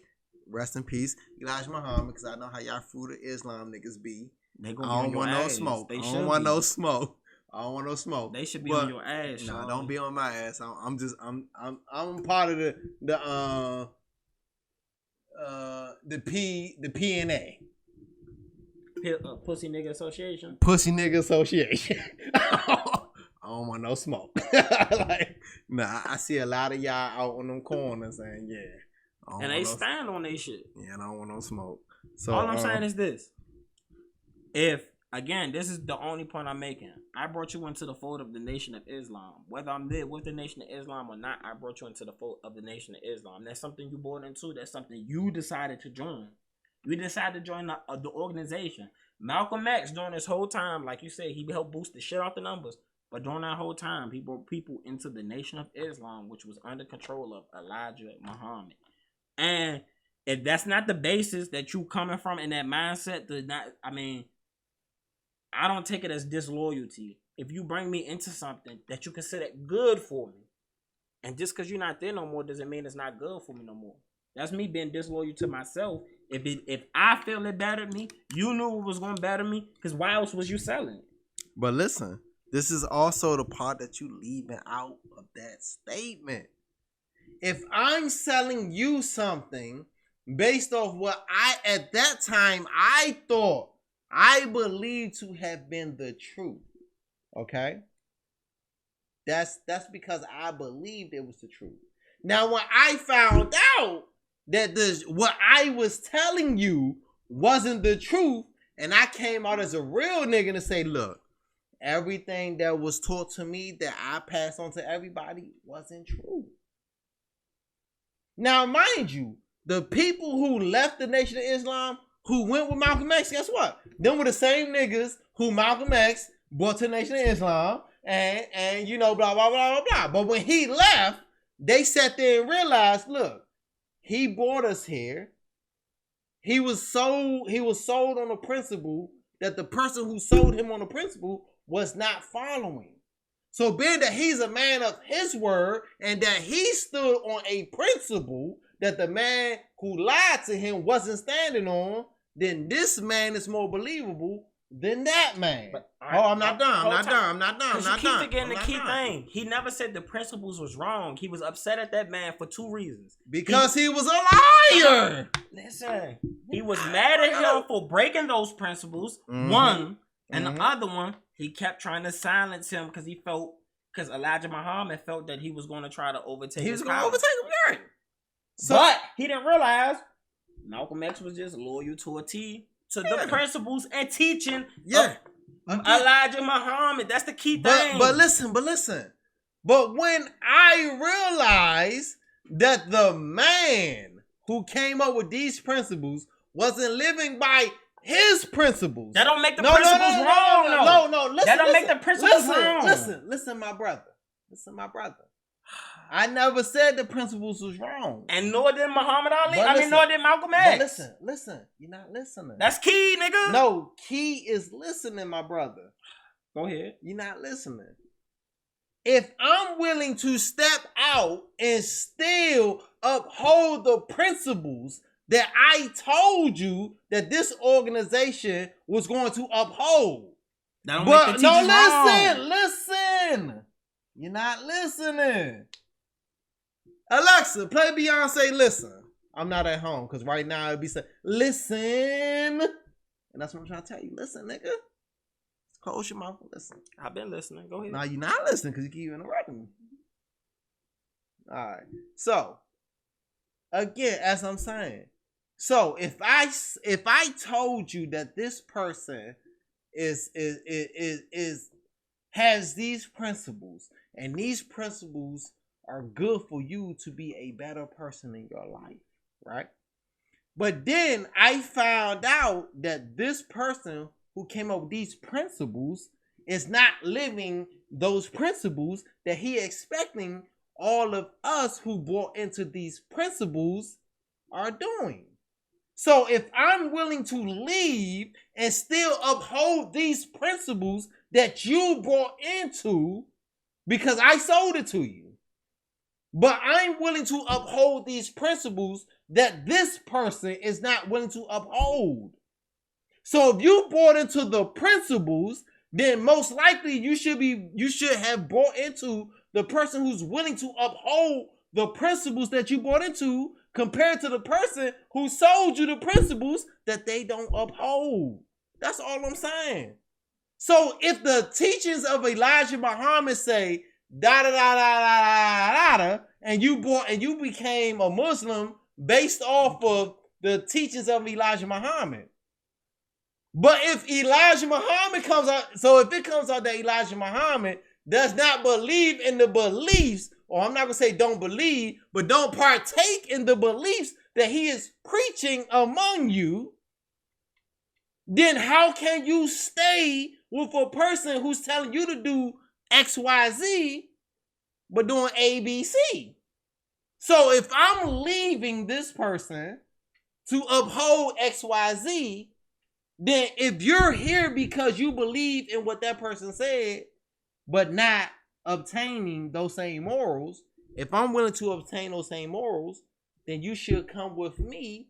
Because if you really believe in what you have been taught, and I'm the one who's really going to follow and preach and live within what I am teaching and what this person was supposed to be following, then why not be with the real and study the fake?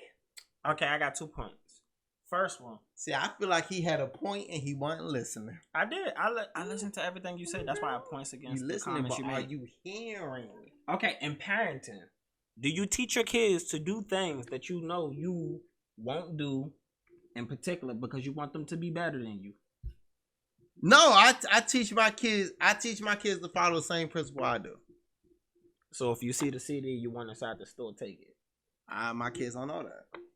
But that was a principle that you lived by. Yeah, but if my kids don't know that, but I'm teaching them a whole different principle, they can never say, "Well, Dad, you did this, you did that." So no. time out. All right, hold, because it's my turn to speak. So yeah, I'm going to interject when after I ask you something because you're being a hypocrite. I'm not being a hypocrite.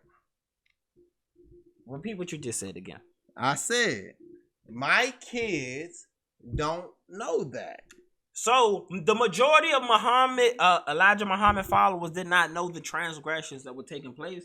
Malcolm X did, and a small select people in the Nation of Islam. Oh, Malcolm X came out and spoke to the public and let everybody know that Elijah Muhammad is breaking his principles. Was breaking his principles. But he never said those principles were wrong.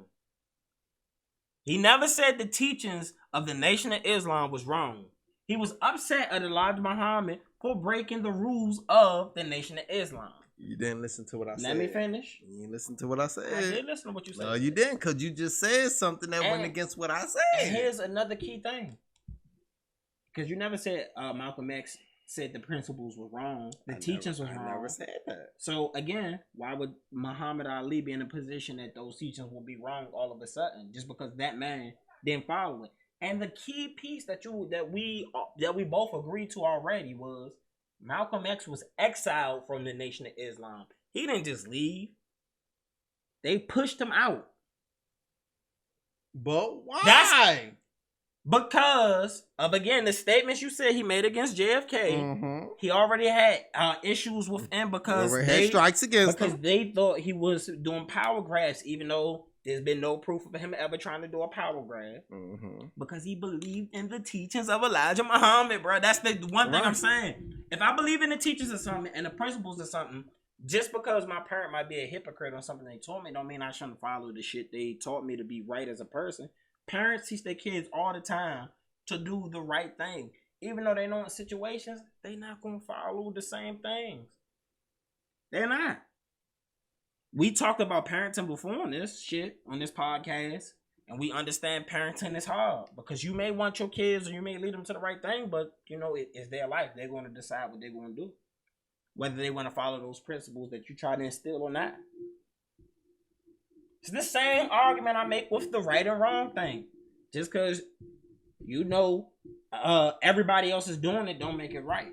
Mm-hmm. What you say everybody else doing something tends to make it right. And I asked you, if your daughter decided to do that, if she had whole friends, would you tell her go do what her whole friends do? And you said no.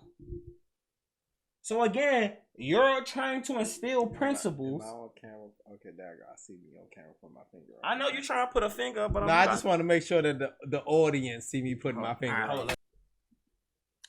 Man, this has been a good episode of The L.I.M.E Show. Make sure y'all tune in, like, subscribe, share, comment. I appreciate y'all tuning in. I appreciate my guests for coming through. The bathroom break kind of threw up the vibe, but you know we still back. I'm back. I'm better than ever. It's a new year. Got a PB. New growth. We got another bathroom break, but we're going to just wrap this up right here because we already got a lot of content for today. But I appreciate y'all tuning in. Make sure y'all check out more content from The L.I.M.E Show and from the Next Up Network. It's your boy, DJTheParkBoy, and I'm out. Niggas P every day, B.